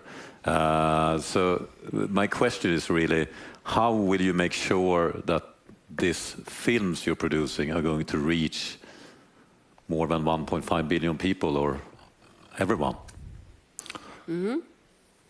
Question. Answer by ensuring that the right people know about the concept. So there's already a huge media interest in these kinds of stories, but again, the narrative is very much repetitive, as I mentioned. And I think a lot of distributors are really quite desperate for a new take on the climate situation. And they're also producing a lot of content at the moment that is around environment. So new take plus already proven market, I think equals a good chance and a good opportunity to get in on a Netflix or a Prime or even a Hulu. And those have existing audiences who could guarantee a certain number of viewers. All right, so let's go to a vote. Starting from this side, Nick, you go first. I really like it too, but I'm going to be a bit mean, and I'm going to say I wait to be convinced. 3. Gabriela? I really liked it too. I'm not going to be mean. I'm going to be generous and give it a 3 as well. Because you mentioned the gap. So it was the gap between the expectation and reality that brought it down. But since there's, as you said, huge media interest and audience for that, I'm sure it will be picked up by one big outlet. So we'll see you on big screens. Great. That's encouraging. Thanks. Thank you. Patrick? I'll give them 2.5. You can't do that. 2.5, Patrick. I'm so sorry. You tried what Nick was trying yesterday, well, Wednesday, but we have to stay with a round number. The round number, 2 or 3. Okay, be 3 then. Okay. Let 3. me be more generous. At least 3. All right. Good. Thank you. Kehkashan? I really like the fact that you're addressing the alarmist approach that media usually takes in terms of, speaking about climate change and environmental disasters. And I think filmmaking is such a wonderful way to get that message across. What I am a bit skeptical about is how you're going to get those stories, because as a grassroots actor, one of the biggest challenges we face is that we're often ignored because our work isn't flashy enough. And there's so many grassroots actors around the world who are doing amazing things, whose work never gets to the TV. So because of that, I am a bit skeptical in that regard, so I would also give it a 3. Thank you, Kehkashan. Sounds like you need to be in contact after this to make sure that Tristan gets your stories, all right? Yep. Ingmar? I'm going to be more evaluating what you're doing, not the pitch. The pitch can be improved by having a better beginning. You need to set the beginning. But I give it a 5 because this is what we need. And I think he has the solution to the problem you were mentioning, to show that, I mean, you don't need, nothing wrong with it, but you don't need to be an activist on street with a sign to solve the climate crisis. It could be so many different backgrounds, and in order to get more people involved, we need to show people with many different backgrounds. Someone working from Google, someone in Africa, someone in outer space acting for climate. There's a lot of them, and that's pretty much what we are trying to do here at We Don't Have Time. So I give it a 5 to to reward you a little bit extra, because I love to reward people acting. And he's holding the heart, right? So his 5 hearts count more because he can flash it up in the air every 5 minutes. Thank you, Ingmar. We don't have one. All right. Okay, room for improvement. Thank you for the feedback. I appreciate it. Thank you for joining us, Tristan, and best of luck. Thank you. And now we move on to the next person to present. It's Erik Ahlström, and he's founder of the NGO Plogga. And he is with us here on stage. Please join us. And you're jogging, of course. So you have your 5 minutes of attention and fame here, so bring it on. Okay, everybody stand up, stand up. Okay. Okay, the thing is like this. And now you're going to do the Plogga famous Plogga move, right? Come on. Okay. Looking good. And continue to stand up, please, because we're not made to stand up. We are made to move, right? But we don't. We've been talking about environment, but we're not talking about the health. My name is Erik Ahlström. I'm the founder of Plogga. And Plogga and plogging stands for pick and jog. Plocka in Swedish and jog. But of course, you don't have to run. You're changing the mindset and the attitude. If you see trash, if you see it there, just pick it up. Oh, he was faster. If he starts doing that, the person behind you will see that you do that. And then suddenly, we can make a change. Look at this picture. Well, it's not really super clear, but this is from the World Championship of Plogging in Italy. See those faces, see those happy faces. Run, but run with a purpose. See this picture? I was on a Plogga on tour Europe. This was in Spain or Portugal. I was plogging with the kids, right? With knowing comes caring. With caring can change. When they start plogging, when you're adding the adrenaline, the endorphin, when you start running, becomes like a treasure hunt. But the Plogga, 5 reasons that is so important. Number 1, as I say, we're not moving enough. Do you know that only 9% of a 14-year-old is moving enough? I think it's time for a... Come on. Come on. Okay, yeah. Yes. Looking good. Looks a bit painful, actually. No. I'm a bit worried he might get some other sounds coming out. 50% of all Swedes are overweight. Do you know how much time we spend on our gadgets? 6 hours a day. 6 hours a day. We're not moving when we look in those, are we? We're not connected. We're not connected to nature. We're not connected to our bodies. So that's the reason why we have to start plogging. That is number 1, right? We're not moving enough. Plogga number 2 is going to be more fish in the ocean than 2050 if we don't start plogging it up, because this one takes 450 years until it disappears. The Plogga number 3, we're killing the wildlife. We already killed so much, about 60% of the ones with spines. Only 4% is wild animals nowadays. Number 4 of the Plogga High 5 costs so much money that someone is employed to pick up garbage. Couldn't we use our tax money for something totally different? And then the number Plogga 5. It's like this, the broken window theory. So please, I'd like you to stand closer to each other and say hi to someone. Say hi to your friends and present to each other, because in a clean environment, right? In a clean environment, you trust each other, you become friends. It's going to a bathroom. If the bathroom is clean, well, you're going to spend some time there. Won't you? I spend a lot of time. Yeah. But you know not. Yes. Thank you. So this is such an easy activity. So this is why I'm handing out these Plogga bags to everyone, because everybody in here can actually make a change. There's been so much talk but it hasn't been so much action. Yeah. So please, I have this little Jung handing out some Plogga bags. Marcus, can you hand out to everybody in the audience? Because everybody here can actually make a change. Do a squat or something. Okay. Okay. Yeah. There used to be a British comedian that used to do that. Well, actually, this is a Plogga move. You know, it's 3 million cigarette butts thrown away each day in Sweden. And Plogga, the world record nowadays, it's in Mexico City. 4,000 people was plugging there. It's one of the biggest environment and health movements in the world. How do you say Plogga in Spanish? Oh, it's the same. It's the same. Plugging. Okay. It's the same like trade running. You say trade running. Okay. Yeah. Okay. Maybe in Sweden we can say still blogging or progging. It's blogging. It's all around the world. It's all countries. In German it would be a silent P, wouldn't it? Be plog. No, still blogging. Hard to, maybe in Swedish as well. Well, thank you, Erik. This was fun. Excellent. Good. Excellent. Blogging is fun. Good vibes. Nice. Yeah, this is fun. And I have a dog, so whenever I walk with the dog, I have, well, of course, you have these bags for the dog, dog thingies. Well, you put the dog in the bag, do you? Not the dog, but after you've had the walk, it's a disposable dog. Well, you might as well use the dog poop bag to pick up garbage.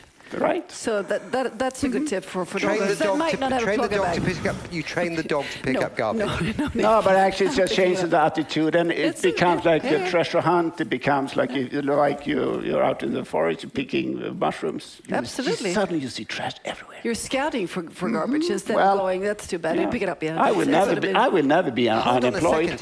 Hold on a second here. This could be the next iteration, right? You start off with humans, and then you train dogs as well to pick up rubbish, and it becomes dogging or something like that, right? and like then everybody and the animals in the world are just picking up rubbish all the time. But have you heard about that? We have birds picking up cigarette butts. Yeah, that's true. I feel sorry for those birds. Yeah. Well, they don't swallow it, I hope. Well, no, I don't want them to eat it. I just think that... All right, we've all got so excited from this, so let's now go to some more... Sit down, please.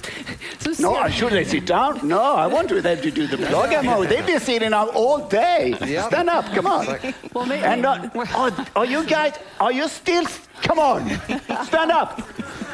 You've been sitting all day. Right. This is your way. So, Erik... Stand up. Sorry, but you're running over time. Oh, yes. Okay, So, you're picking up over time. So now we need some questions or comments from the jury before we go to vote. Okay, we're going to sit. Yeah. I think Patrick and Kehkashan should say something. Okay, you want to stand up, Patrick? Can I sit? You can. You're an individual. As long as you don't try and put the sofa in that bag, right? Because it's a bit too big. So, Patrick, let's start with you. Any comments, any reflections from this very energetic presentation? I like the solution, and there is a word he used in his conversation within the 5 minutes. What if? What if? So that if means a lot. If we'll act, if we'll do more, it can be the best thing. Thank you, and keep it up, and keep that challenge. Excellent. Who else would like to comment or send a question to Erik? Yes, please, Gabriela. I love the way you motivated all of us. Some of the audience is still standing, so well done for that. But how are you spreading the message across? Is it through an app? Is it social media? Is it just physical, going to cities and meeting people and making them work like here?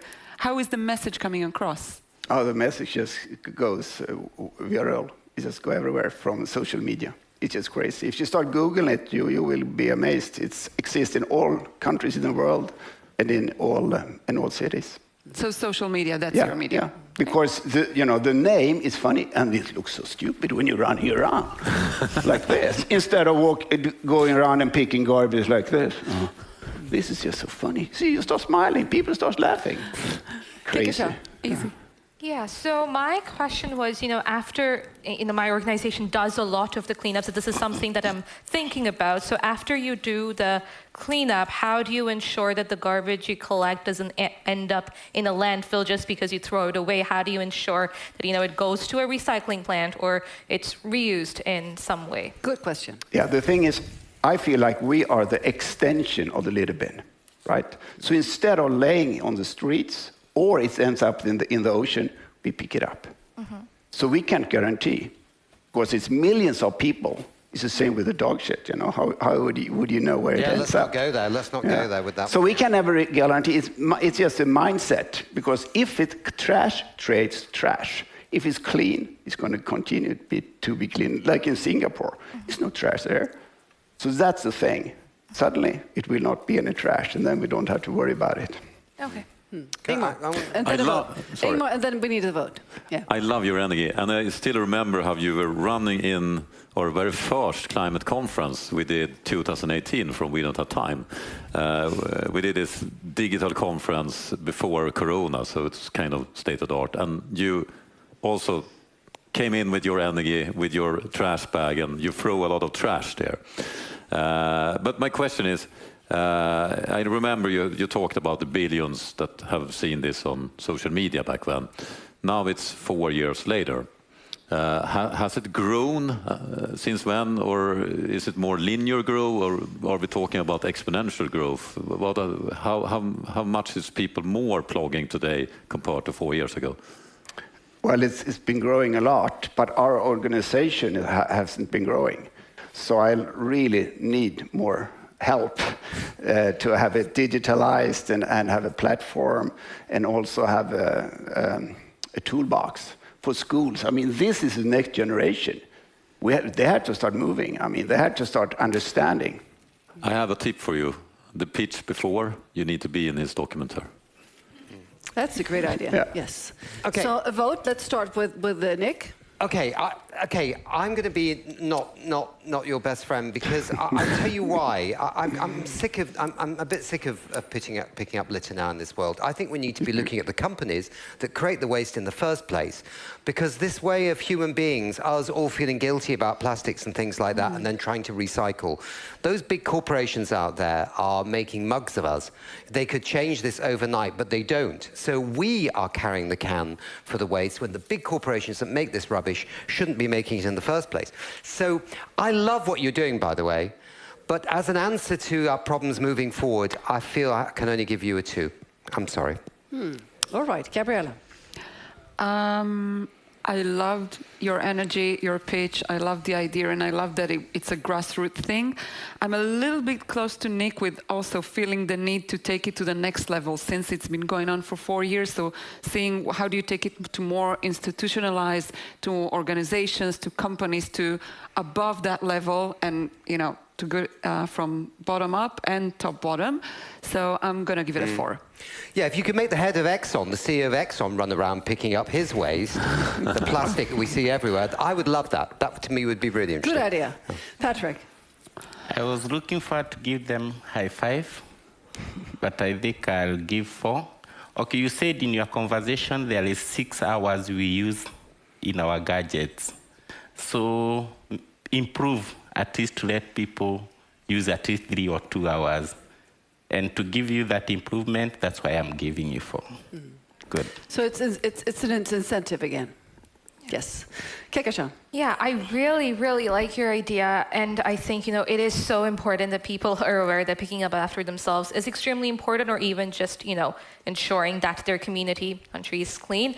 Again, I'm really concerned about the fact that, where the trash goes after it is collected. And there are so many issues that can arise from, putting the trash in the wrong bin, or it ending up in the landfill, that creates a whole host of other problems. So maybe as incentive, maybe trying to consider that in the future and how you might be able to influence that. So in that sense, I'd give it a 3. Thank you, Kehkashan. And Ingmar. I'm sorry to say this, but you ran over time with minutes, and doesn't matter what your solution are. I will not give you 5 if you run over time. But I also had another reason why I'm not giving you 5 stars, and that is, I think you're ready to take this to the next level. And I think the next level will address the problem Nick told. What if you take all the trash, and also your concern, if you take all the trash your people are plugging, and you go to the companies, Coca-Cola and all those companies that are producing this trash, and you give them back, and they have to sort it and recycle it and do what they need to do with it. Maybe this is hard to do physically, but maybe we could team up with We Don't Have Time and scan and see where is the trash coming from. If you do a plogging in New York, maybe it's Coca-Cola. If you do a plogging in Kenya, maybe it's another local brand. And you could have some statistic about the insane amount of trash the brands are producing. So next time I will give you 5, but this time I will give you 3. All right. Okay. I just want to get about one thing about in Sweden, the bottle I was just throwing, I don't know where it ended really. It's in this bag here. Actually. Yeah, okay. We know exactly where it the thing is, this is such a big thing, because these ones, okay, in Sweden we recycle those and get money back. We get about a cent. This is one of the few countries in the world that didn't get, and this is something because as I said, trash trades trash. And this takes 450 years until it disappears. So if we could make this into that money, where people get money when they pick it up, that would solve a lot of problems.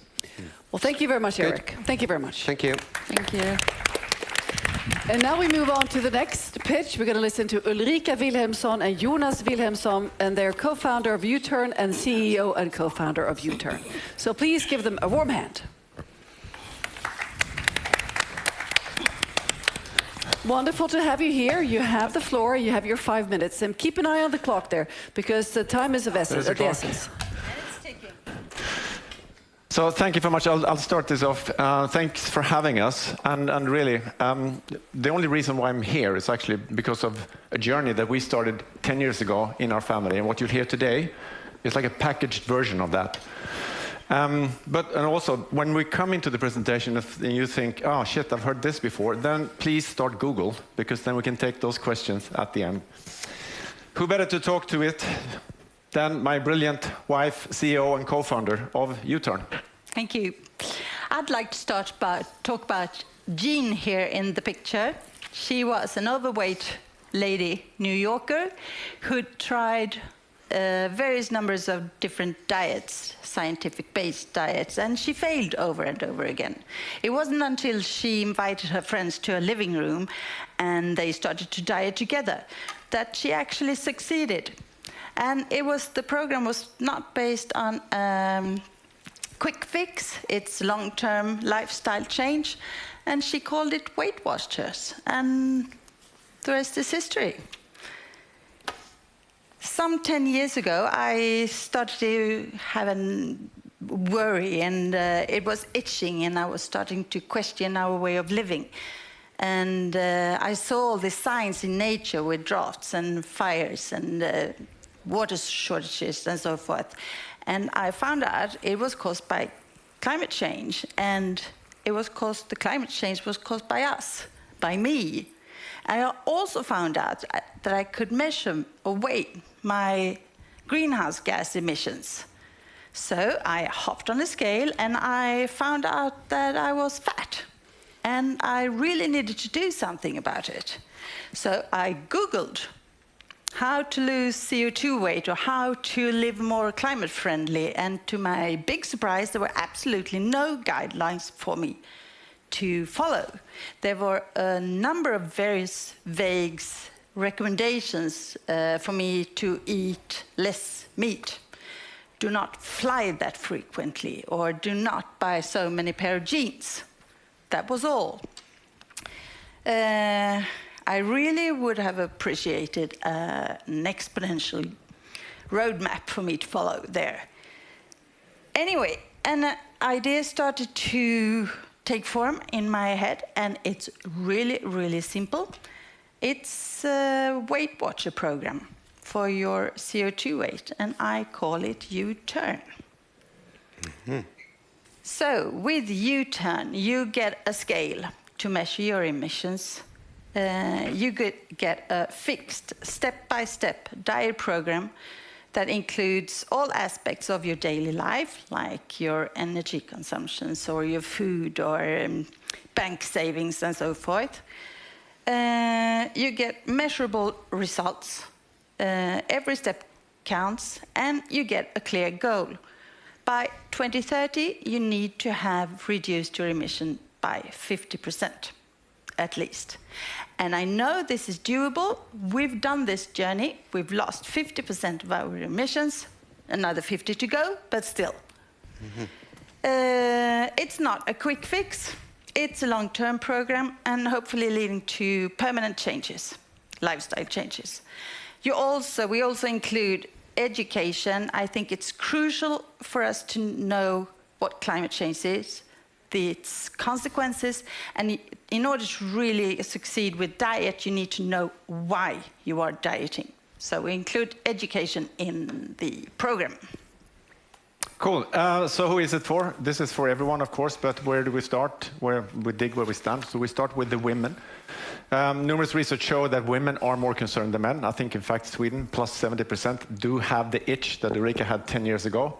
Women are also more prone to make lifestyle changes. They're also more accustomed to diets, so they know sort of the concept. And they also have the power to influence their men. And I'm a living proof of that. We, again, dig where we stand. So we start with Sweden and then sort of go to the rest of their rich world, because this is not something for developing countries. We are part of, we cause the problem, it's for us to fix. So before leaving you here today, I wanted to say that a lot of tackling the climate crisis, it's about technology, new inventions, governments, heads of states, and so forth. We rarely talk about the individual, maybe because we don't want to blame game. This is supposed to be a help for you as an individual, sort of the exponential roadmap for individuals. And if we do it well, we will not have to be around by 2030. Then we can shut down Uturn. So thank you so much. Excellent. Thank you. Thank you very much. Stay with me, and let's turn to the panel. Who has the most of an itch for a question or comment?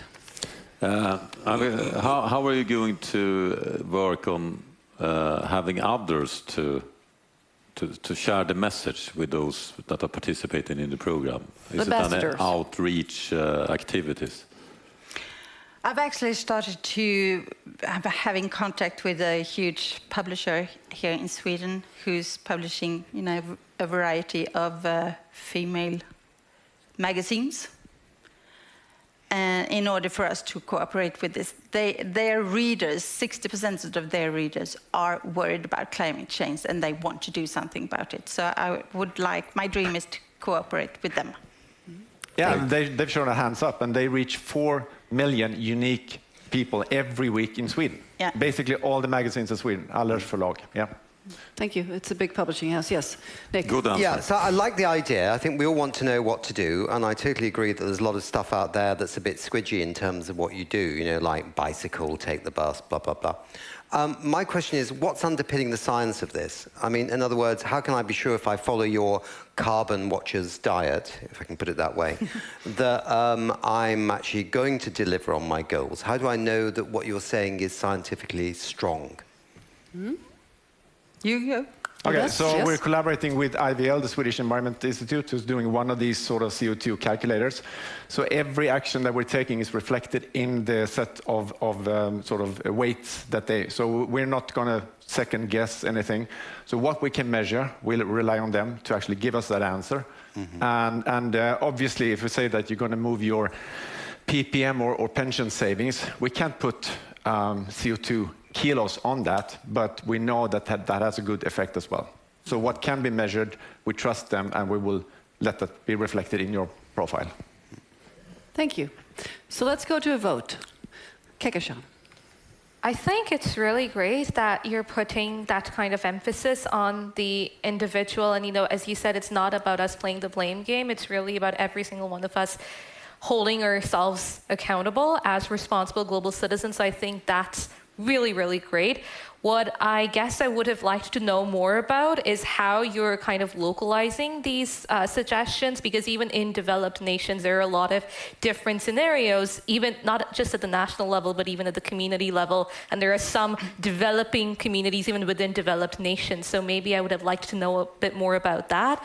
I would like to give it a 4.5, but in this case, I'd give it a 4 just for that incentive. But I really like the idea. Thank you, Kehkashan. Patrick. I like the idea. It's a perfect one. but I wonder why your Uturn is upside down. It's a U-turn. Yeah, then, but it's a good idea, and we commend you. We commend the power of women. Your fellow has said about it. Now let's not use only the power of women. Let's use the power of many. Not only women to guide us or men to guide us, it's power of many, and through that program, you can reach many. Well done, I can give you 5. Thank you, Patrick. Gabriela. I also love the idea. I must say that I saw a similar calculator in Tel Aviv in their Natural History Museum. They have a similar thing, but we can't have too many of those. As to the individual, yes, it is obvious to all of us that the individuals must take actions, but even if all of us use this calculator, it will not come to a fraction of, let's say, stopping subsidizing fossil fuels. So it's obvious, and yet it is very important to get us in the notion and in the minds of everybody. The only thing I did not really like is using the terminology of dieting and of weight watching, especially in relation to women, or putting emphasis on women. That is, I think it's a discourse that is a bit outdated, or at least we should make it outdated. But I still love the idea. I'm going to give it a 3. Thank you, Gabriela. Nick? Yeah, I don't like the Weight Watchers comparison. I really don't. I think it's just loaded with some people will switch off as soon as they hear it, right? They'll feel embarrassed, or they'll feel that this is obsessive, and of course there's the whole anorexia thing on the other side of the story. I like the idea of carbon diets. I think you can say carbon, but the Weight Watchers thing at the beginning, it's just my own personal view, but I would get away from that. I like it very much, and I'll give you a 4. Thank you, Nick. And Ingmar. This is an interesting fact I would like to add to this pitch. There is time, so go ahead. The very first individual carbon tracker that measures carbon emission is an innovation from the oil companies. So the whole narrative that we should diet or as a solution for the climate crisis is actually a distraction from big oil. But I will give you a high score anyway. But that is good to bear in mind, that it's actually the polluters, the oil companies, that want us to be responsible for the problem. So what I would like to add into your concept is to add some actions that is not only about saving carbon emission, but also to do things. Write a letter to your parliamentarian, write a letter to a company, ask them about the sustainability work, etc., etc. So for me, the best solution will be if 50% is about saving emission and the other 50% is about doing things by having others, the companies, the system to change, etc. So it will not be 5 love, it will be 4 love to your solution. Well, thank you very much, jury, and thank you very much, Uturn, Jonas, and Ulrika. Thank you. Thank you. Thank you. Now we're moving on. We have a few more left, and it's fabulous, this what we're doing. It's so exciting. So now we're moving on to a man called Baptiste, and he's representing Plantastique. Plantastic. Not easy to pronounce. I've had lunch. You had lunch already. So Baptiste, you're with us via Zoom, and you have your golden 5 minutes, so fire away. Thank you for this golden 5 minutes. I don't really know how I ended up here. I slid in on a banana peel, but since we are trying to save our world, it's better to slide in on a banana peel than on some oil. Now, why am I here? I represent a company called Plantastique. I come from the music, I come from rapping. Been doing rapping and writing songs here in Sweden for many, many years for a lot of big artists. But I've always been engaged with my environment, as it is very important for me and for the next generation. So I've always been thinking of how can I, as an individual from where I come from, how can I help to better this world? So I come from these street neighborhoods, and we have this thing here called cannabis. Now, when we talk about cannabis, people, it's like, oh my God, we are talking about some dangerous stuff. But actually, cannabis can be used in over 50,000 industrial products. And now we're talking about the hemp, the industrial hemp, without the THC, which you can use for medicine and all of these things, right? So basically, we here at Plantastique, we want to change the world step by step. My first idea was, okay, look, what are we using a lot of people in this world today? We use floors, for example. So let's take wooden floors. How many trees do we have to cut down just to make these wooden floors? And I was like, you know what? We can grow hemp very, very fast. You can have, in some places, you can have certain, like up to 3 yields a year for hemp, right? And that would reduce taking all of these trees that we need for our for us to breathe and, for our environment to operate fully balanced, right? So that was my first idea. How can I make a wooden floor which we don't have to cut down trees? And then it just started growing. It started growing. We started finding more and more industrial uses for hemp, such as medicine, such as food. We're thinking about doing milk products. We're thinking about doing different things, phasing out plastic and these things. You can even do a sort of, what's it called now? Drivmedel is called in Sweden, but you can do a sort of biofuel from hemp, right?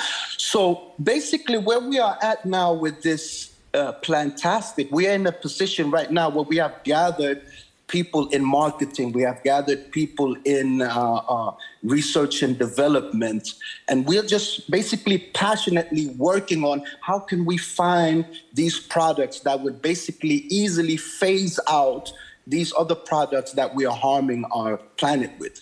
And hemp is one of the most effective CO2 captures in the world. So just all around, hemp in itself, as we see it in Plantastique, is basically the solution to a lot of these industrial problems that we have. The problem we see now with farmers and with government is that they are not really understanding the full potential of what hemp is, and are kind of stuck in the past when it comes to the name cannabis, where it comes from, and they're not really up to par with all the industrial elements that it could be used in. So this is what we are trying to do now. We are trying to build brands that will phase out other brands that are using things that are not going in combination, that is not working with the outlook that we have on our future, the outlook that we want to save this planet. So we're actually just looking for people to come on board with us now and help us develop this Plantastique, changing the world one step at a time, making products. As we said, there's over 50,000 products that you can make out of hemp, and all of these products will have a super, super, super impact on our nature and will help us reach these CO2 goals pretty fast, actually. But the problem is we need to remove the fear, we need to remove the stigma, and we need to collectively come together, creative people, people who know how to market, people who know how to do all of these things to build these new companies so we can save the world, we can help each other, and we can make this planet a better place. That's how I split up in this banana peel. Excellent. Amen. And you slid up on just on time for your pitch. It was like on spot. So let's hear it from the jury. Any comments? Any questions? Thank you very much, Adam. I have a question, and that is, if you need to grow hemp, and if you grow things, you need land. And I mean, what's the difference if you grow trees and grow hemp? How is hemp better? Is it more efficient? hemp is very, very, very efficient. I mean, if you grow trees, for example, the amount of time you would have to have for a full tree to develop itself to be used in an industrial way, it's very long. Within, for example, if you take hemp, for example, you can have in Sweden, you can have 1 to 2 yields per year. And basically you can cut all the time, to make these products very, very efficiently. And hemp is a weed also, so it doesn't really need the pesticides and all the different things that are needed now and a lot of other agriculture models that we have. So it's very efficient. Like you said, the problem now is to get farmers to understand that, hey, this is a viable crop. There's a lot of money in this crop, and there's a lot of goodwill, and there's a lot of good for our nature in this crop. So, Adam, there are some props here that I'm holding up because you're not here in the room. This is the plant, right? Yeah, that's the stem of the plant. The stem. And this is insulation, right?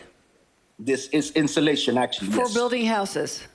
Or insulating houses. Actually, my daughter's an architect. My daughter's an architect, and she just insulated her house with hemp. Yeah. Oh, great. Yeah, and this I have for breakfast. I sound like I'm helping you here, but this is the seeds. Yes, exactly. So you can put on your breakfast or on your salad. And what is this piece of? This is rubber, plastic. So this is also like, we can basically phase out. Even now, like all the plastics, all that we have now by just using hemp. A lot of people always tell me, "Oh, you're gonna have a big fight on your hands," and I'm like, okay, I'm used to being the rebel within my music career, but I kind of understand that it's better now going forward that we work hand in hand with these companies that need to change instead of going up as a sort of, we are your enemies. Because in this field right now, we are not really enemies. We are all allied in trying to make this world the way we want this world to be. So. All right. Thank you, Adam. Nick, there's a question for you. Yeah. What you're up against a bit here is that some of us have very long memories, or we've been involved in this environmental shit for a long time, And I've seen hemp come and go as a miracle solution. It's not new as a concept. No. It goes back as old as the hills, from the plastics to the insulation. So what are you going to do to change this profile? I think that's the key thing. It's not the miracle of hemp that's new. It's how do you actually turn it into something that doesn't damage the environment by being planted in the wrong place, that doesn't that gets picked up by industry and whatever, so it's used in a beneficial way for. How are you going to do all that? So I mean, right now, I mean, the good thing we're in now, actually, I think that the transition what happened before, because let's say we go back in the beginning of boating. So all the ropes basically were made out of hemp. And when they fell off the boats, they fell in the water and they kind of just dissolved in the water and did not do any damage to the ocean. Now, let's say, I don't know if it's DuPont or any of these companies that made these new ropes that we have with oil that are just basically lying in our oceans, polluting our oceans. So now we have come to a time where technology is actually in the right place now for hemp, because it makes it cheaper, it makes it easier, it makes it better to refine and use this wonderful plant in so many ways. And I have friends here in Sweden that's, they've been working a long time. They build houses and insulation. And it took them a long time to get the funding they needed. But as soon as they got the funding, now they're building big industrial parks because the technology now, we can actually build and use these things in a much, much, much better way. And the end result will be better. And then also coming from, I come from hip hop, and I remember like being a rapper, we used to be shunned, but then we kind of understood that our rap and our music and our culture is selling basically every product in the world. And I work a lot with youths, and I understand how you can put information in the young people's heads. And I'm kind of not worried about the old generation. Even myself, I'm getting older, but I have to put all of this thinking into the young people. And that we can do just by making it cool, just by making them understand that this is the Adam, only way to go forward. I have to interrupt you now. Thank you. We need to go to the vote. Ingmar. It's as Nick said, this is not a new solution. It's not about. It's about how to execute this. Scale it up. Scale it up. I love that you're a rapper. I've never seen a rapper talk about this as a climate solution before. So that's new. I'm the rapper who wants to be a farmer. Yeah, exactly. I love that. So I will give four. Right? I will give four from me. Thank you. We take a 4. Kehkashan. I would give a 4 as well. I think that, I think there's a long way to go in ensuring that, as you said, addressing the stigma around growing hemp, and particularly because some places even ban the growing of hemp. So like maybe as an incentive moving forward to see how you can bring about that mindset change. So in that way, 4. Thank you. Patrick? I'll give 3. I think Okay. they need to improve in the gap of information. Like for me, I don't know anything to do with hemp. I don't know how it's connected with marijuana. Yes. But if they can improve in terms of information, maybe many people around the world will understand it more better. Yes. So I give you 3. So it's about removing the stigma a bit and explaining the difference between what you can actually smoke and what you can actually build with, right? Yeah, exactly. Thank you. Gabriela? I can relate to what Patrick said, the need to make it more accessible and more scientific, even though it's not a new idea, but the need to make it more scientific and a bit further away from that world. Still, to me, looking at that piece of what seems to be plastic is overwhelming, so I give it a 4. Great, thank you. Nick? Okay, I've talked too much. I'll give it a 3. All right. Well, thank you so much, Adam, for joining us, and thanks for your work. Thank you. Thank you to the jury. I might keep these, Good. I might. I just might. All right. So we move on to the final picture. It's Toya Westberg from Researcher's Desk. And Toya, she is with us here, so please come up on stage.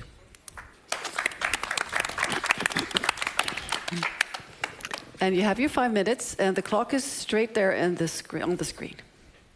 Hello. Hello. Thank you for letting me be here. I'm from Researcher's Desk. It's a platform, or the other day I learned a new word for it. It's a portal between science and civil society. We have researchers, around 100 of them, 100 plus, from the climate and ecological crisis complexity, big, vast question. So we have researchers, for example, from peace and conflict research to seeds and soil and anything in between, new sorts of economics and everything. We have found that the biggest key for especially researchers, but a very important key in this, is to have a super easy language for anyone to understand. So we're always practicing our researchers to talk in a way that there will be no misunderstanding, because with the IPCC and so on, it's very difficult language, very academic. And with this background, we have started a new project. We have done a pilot of it that was really lovely, actually. And now we're going for the big project, starting hopefully this autumn and hopefully before the Swedish election, and definitely before COP27. So this is the project. The first day, we're at the school. We want the kids to know about this, but we don't want them to break. We want the adults and other people to understand the severity of this. And we have very little time in our lives and very little interest, it seems, to really dig into this question, though it's so important. It's so depressive and so on. So it feels like very few are actually taking the time it needs to understand this. So through the kids, without breaking them, we will come to a school with dramaturgs and film pedagogues. I'm not sure those are the words in English, but I hope you understand. Mm-hmm. First day in aula to the school, the ages of 12 to 15, 16. And they will give tips and ideas of how to make a film, tell a story within 2 minutes, how to think about stop motion and animation and drama and documentary and so on. Then it's a climate researcher who will, in a very pedagogic way, explain this is where we are. Researchers' desks are never shying away from the severity of this problem. That's in our statutes, and we never do that because we think the hope will be built from knowing how bad it is, and then action can come. So he will be there telling about the climate situation. Then every class get their own researcher. The researcher will explain how research is done, because it has become very polarized, this question, unfortunately. So they will explain how research is done, how we can see through when it's fake articles or fake science. And we believe that it's researchers who have to do this, since it is such a polarized question. It's so easy for deniers to say that your teacher is wrong or something. So in each class, this researcher, it might be the peace and conflict researcher in one classroom, who will talk why he got or her interested in this topic and how they are working on it, a little bit of their oh, damn, I just saw the clock. How they will work around this, and a quick speech, and then it's more during the whole week. It's a theme week in school. During the week, the kids will have this researcher as a bouncing bollplank, as we say in Swedish, to bounce ideas with them from, and to talk to and try to realize how they can make their own films. The kids are making the films, and they're making them visionary. They're making, how did we solve this in 20 years' time? How did we do it? Based from the knowledge they have received from their researcher and the first researcher and the film people. These films will be shown in Kulturhuset. All the parents, families, companies will be invited to see them. So we adults who have lost a lot of imagination will get to see this through the kids' eyes, the severity and the vision. And that's 3 seconds overdue. Well, thank you very much, Toya. Thank you. Join me here, please. Let's see if we have any questions or comments from the jurors. Who would like to start? I love the fact, I think it's so important that first starting at a young age, and I really love that approach of having children meet the actual scientist in order to, first of all, see that, you know, it's about humans, it's not this something that we read in a book, and also to refute all those skeptics and fake news. So I really, really love this approach. Thanks. Thank you, Gabrielle. Nick? I like it. I have to say, I think you could tighten the presentation a bit, right? I think I wasn't quite sure what it was at the beginning. I realized it was something to do with children. I realized it was educational. Then the kind of film came in. Then there was this researcher, and they were going to combat fake news. And it just seemed, it seems to me like you've probably got some structured program where film is the kind of end result, right? But it's a 5 or 5 day program or 4 day program. Tell me. First of all, I get a very good excuse for this, because 1 hour ago I didn't know I was going to be here. Oh, so so you just I have not in practiced on my presentation like this. I have written a few applications, so in writing, they're very good and very structured. And very long. And long. Yes, and long and long. Yes. Okay. And I tried to formulate this while getting my makeup on, so I'm sorry, I realize I made a mess. Okay. I mean, do we factor that into the presentation? I think so. A little bit. But all the others might say, we've been practicing for months just to be on the stage, you know? Yes. Okay. Well. Anyway, I think it sounds really interesting. I'm not yet convinced that it'll work, because I've known of many, many people that have gone into schools with very smart ideas. The question is, will it stick? Will it stick, and will it change behavior? And I don't know the science underpinning what you're doing to say it would or wouldn't. Do you want me to answer? Quickly? Yep. Yes. We have done a pilot, like I said. It was only 3 lessons, this pilot. And during this project, we have a whole week, a theme week. And all the schools we've asked have shown interest. They want to be part of this. We believe we need a week because for it to sink in, for it to touch the heart. And we also believe in having the researcher never, ever, as they do, stepping a millimeter outside their competence area, but discussing it with kids and making the kids feel important. We really need everyone to feel important in this issue and feel part of it. And this is how we bring the kids on. And we are very closely working with Friday for Future, so we think that, and we hope that they will come and recruit and maybe give a fire speech, as we say. Well, thank you. Thank you very much, Toya. Let's go to vote. Toya, let's just start with Kehkashan.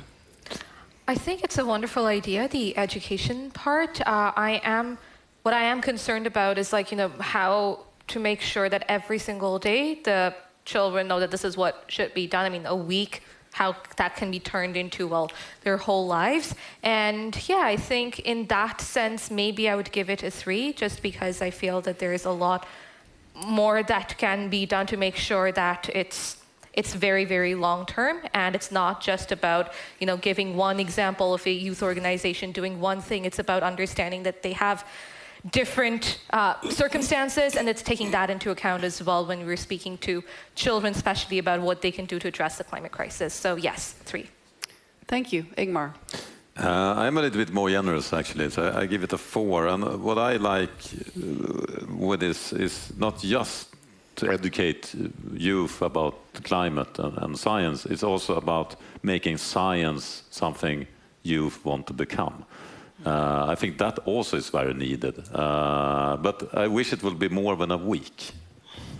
So do we. So a 4. A 4. So do you, you say, Toya. More than a week. Patrick. I like the idea. It sounds good. Learning about the curiosity that you are creating to the kids. But I think, do they get the results after that research you do? So I think you may need to improve them and at least give them the result to feel how they impacted the issues of the research you do. So for that, I give you 3. Thank you, Patrick. And Gabriela? I love the fact that you're making the kids not only listen, but also use creativity and actually produce something that creates a very high level of engagement. So I love that. Debating between a 5 and a 4. But yeah, last one. Let's be generous. And you made the effort to come in the last time, so. A for effort. 5 for effort. 5, absolutely. Yes. Well, thank you very much, Gabriela. And Nick?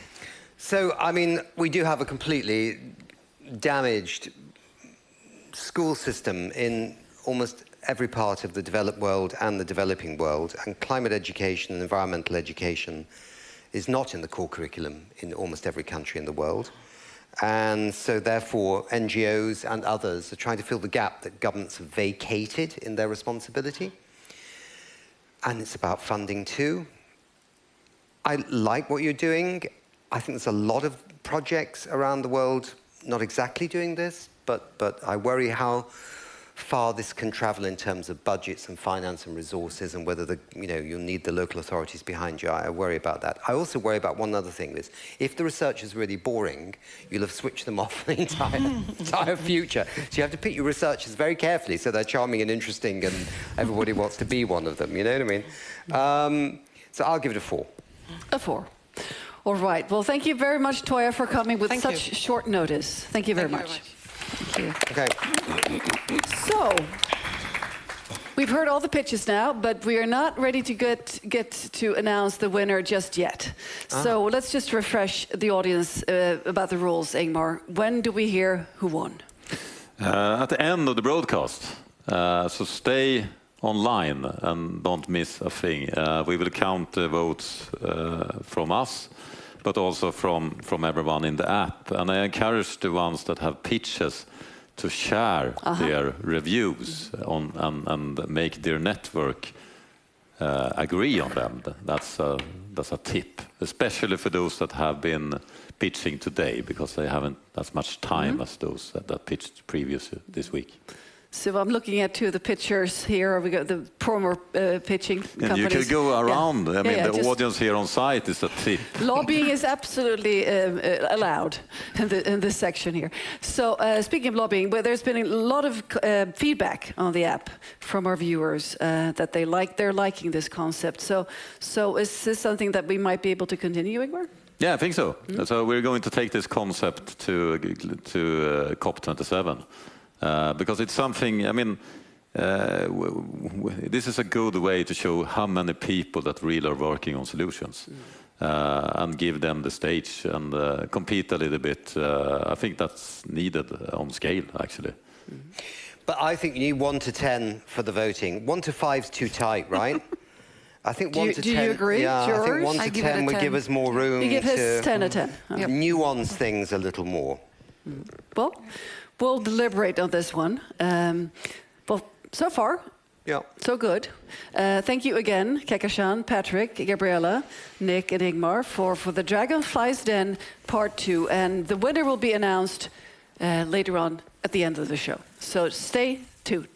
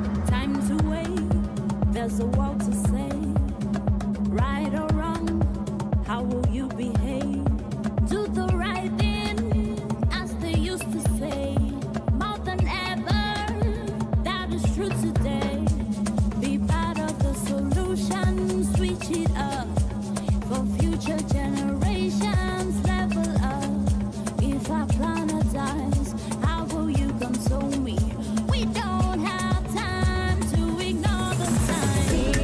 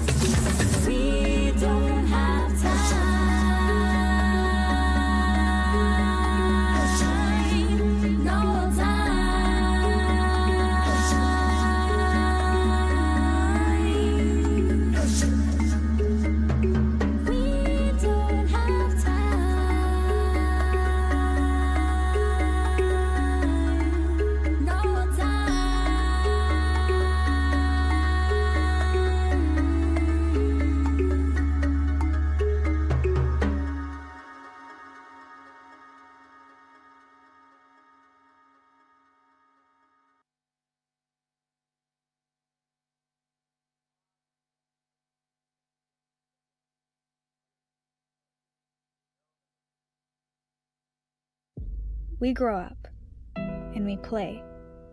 We invent new ways of doing things, and we collaborate. We prepare for that special date, and we care for each other. We do whatever it takes, but our world is on fire, and our future is at stake. We don't have time to wait, but no country, business, or individual can fix this on their own. Together, we can set things straight. Let's act. Through the power of many, we can make change happen. Let's encourage sustainable solutions. Let's suggest new ways of doing things and demand bad practices to stop. We all unite behind the one thing that matters, to save our world. Will you join us?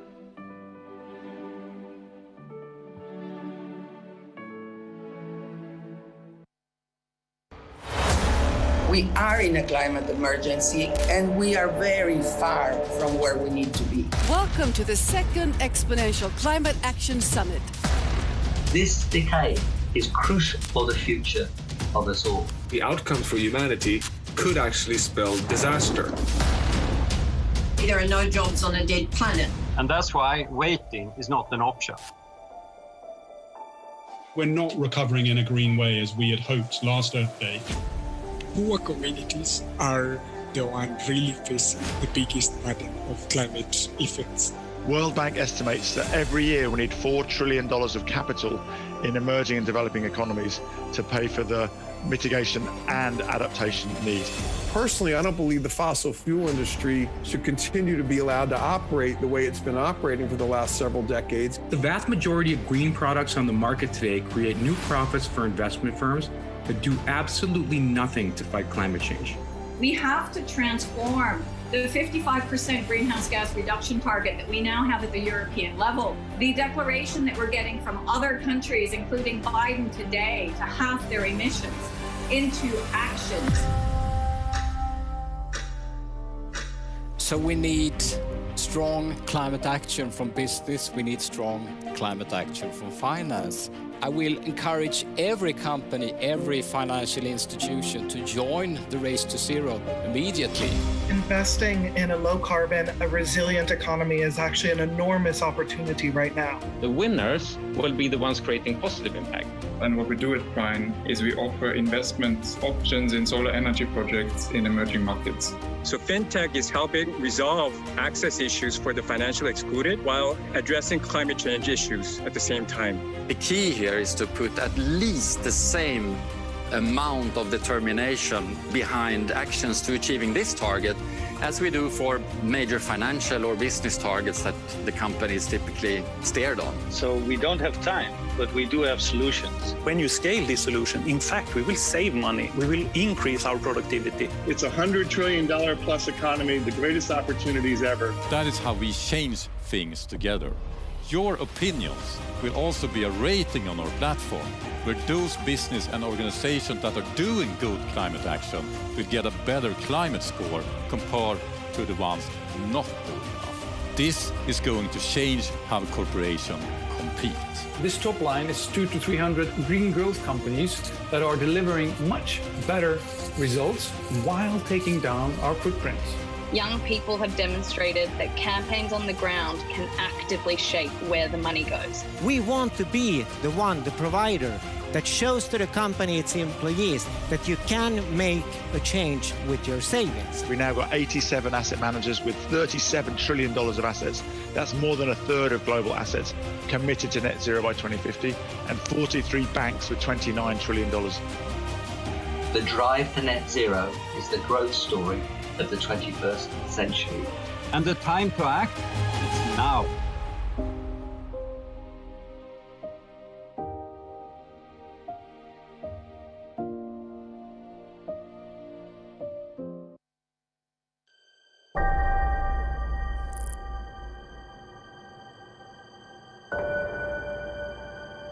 And about 73% globally of all used clothing is being incinerated or landfilled today. Our food systems are failing massively, both people and planet. In 40, 50 years, the glass age will sort of be over because we don't have any sand left to produce glass. So ultimately, over 90% of all that hard-won stuff we use slips through our fingers and ends up as waste. Welcome to the third Exponential Climate Action Summit broadcast. All together, we have an amazing opportunity to create a sustainable future by transitioning to a society based on circular principles. We use 95% less water than traditional farming. Reusing products has given us a revenue growth of, on average, 20% per year. So we decided to design for circularity and eliminate the concept of waste. We want to create a climate neutral car by 2030. It's removing 1.54 kilos of carbon per bottle. You have to understand the life cycle impact to know if it's better to use and reuse or if it's better to recycle and use the material another time. The problem, though, is that the nitrogen that we produce are we not allowed to use today. Because today's legislation, if you're going to use something, it depends on origin and not the quality. And if it has been waste, it is banned. What governments should do is to ban like landfill possibilities. Today, reused materials very often are more expensive than virgin materials. Cars have now absorbed almost all the space in cities, all the rights of way, all the parking space. We can't wait for 2025, 2030. We need to change now. Digitalization is one of the great opportunities to actually transform the world as we know it right now. We need to have a behavioral change and mindset, not only in the companies, but also in the consumers and in the governments. What if we could change the system together? We believe by rewarding climate solutions and warning all the polluters, we will make it profitable to save our planet and super expensive to destroy it. The circular economy is gaining traction around the world. We are working on a system of laws and improvements to the system so that you can fix everything.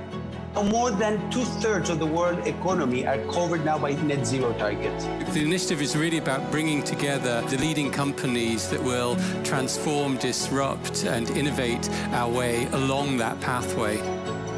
We are ready to make this transformation the greatest collab in human history. The future is in our hands. So what will this require then for us to achieve in Glasgow? But this must be the moment when we say goodbye to yesterday's provision of energy. We are going to be there by train, of course, and we're going to do daily broadcast in 2 weeks.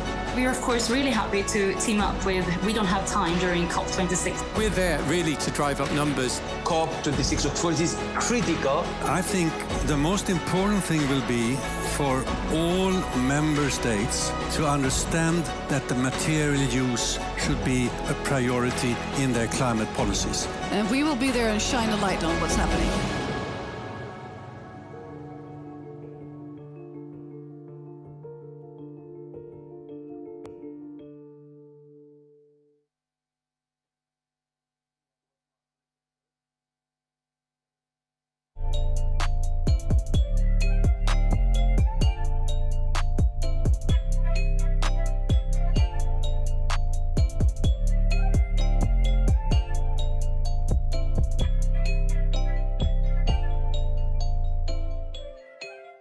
For many years, we thought that the oil, coal, and gas, the fossil fuel industry, the transport, the telco industry, that was the biggest cause of human suffering and greenhouse gas emissions.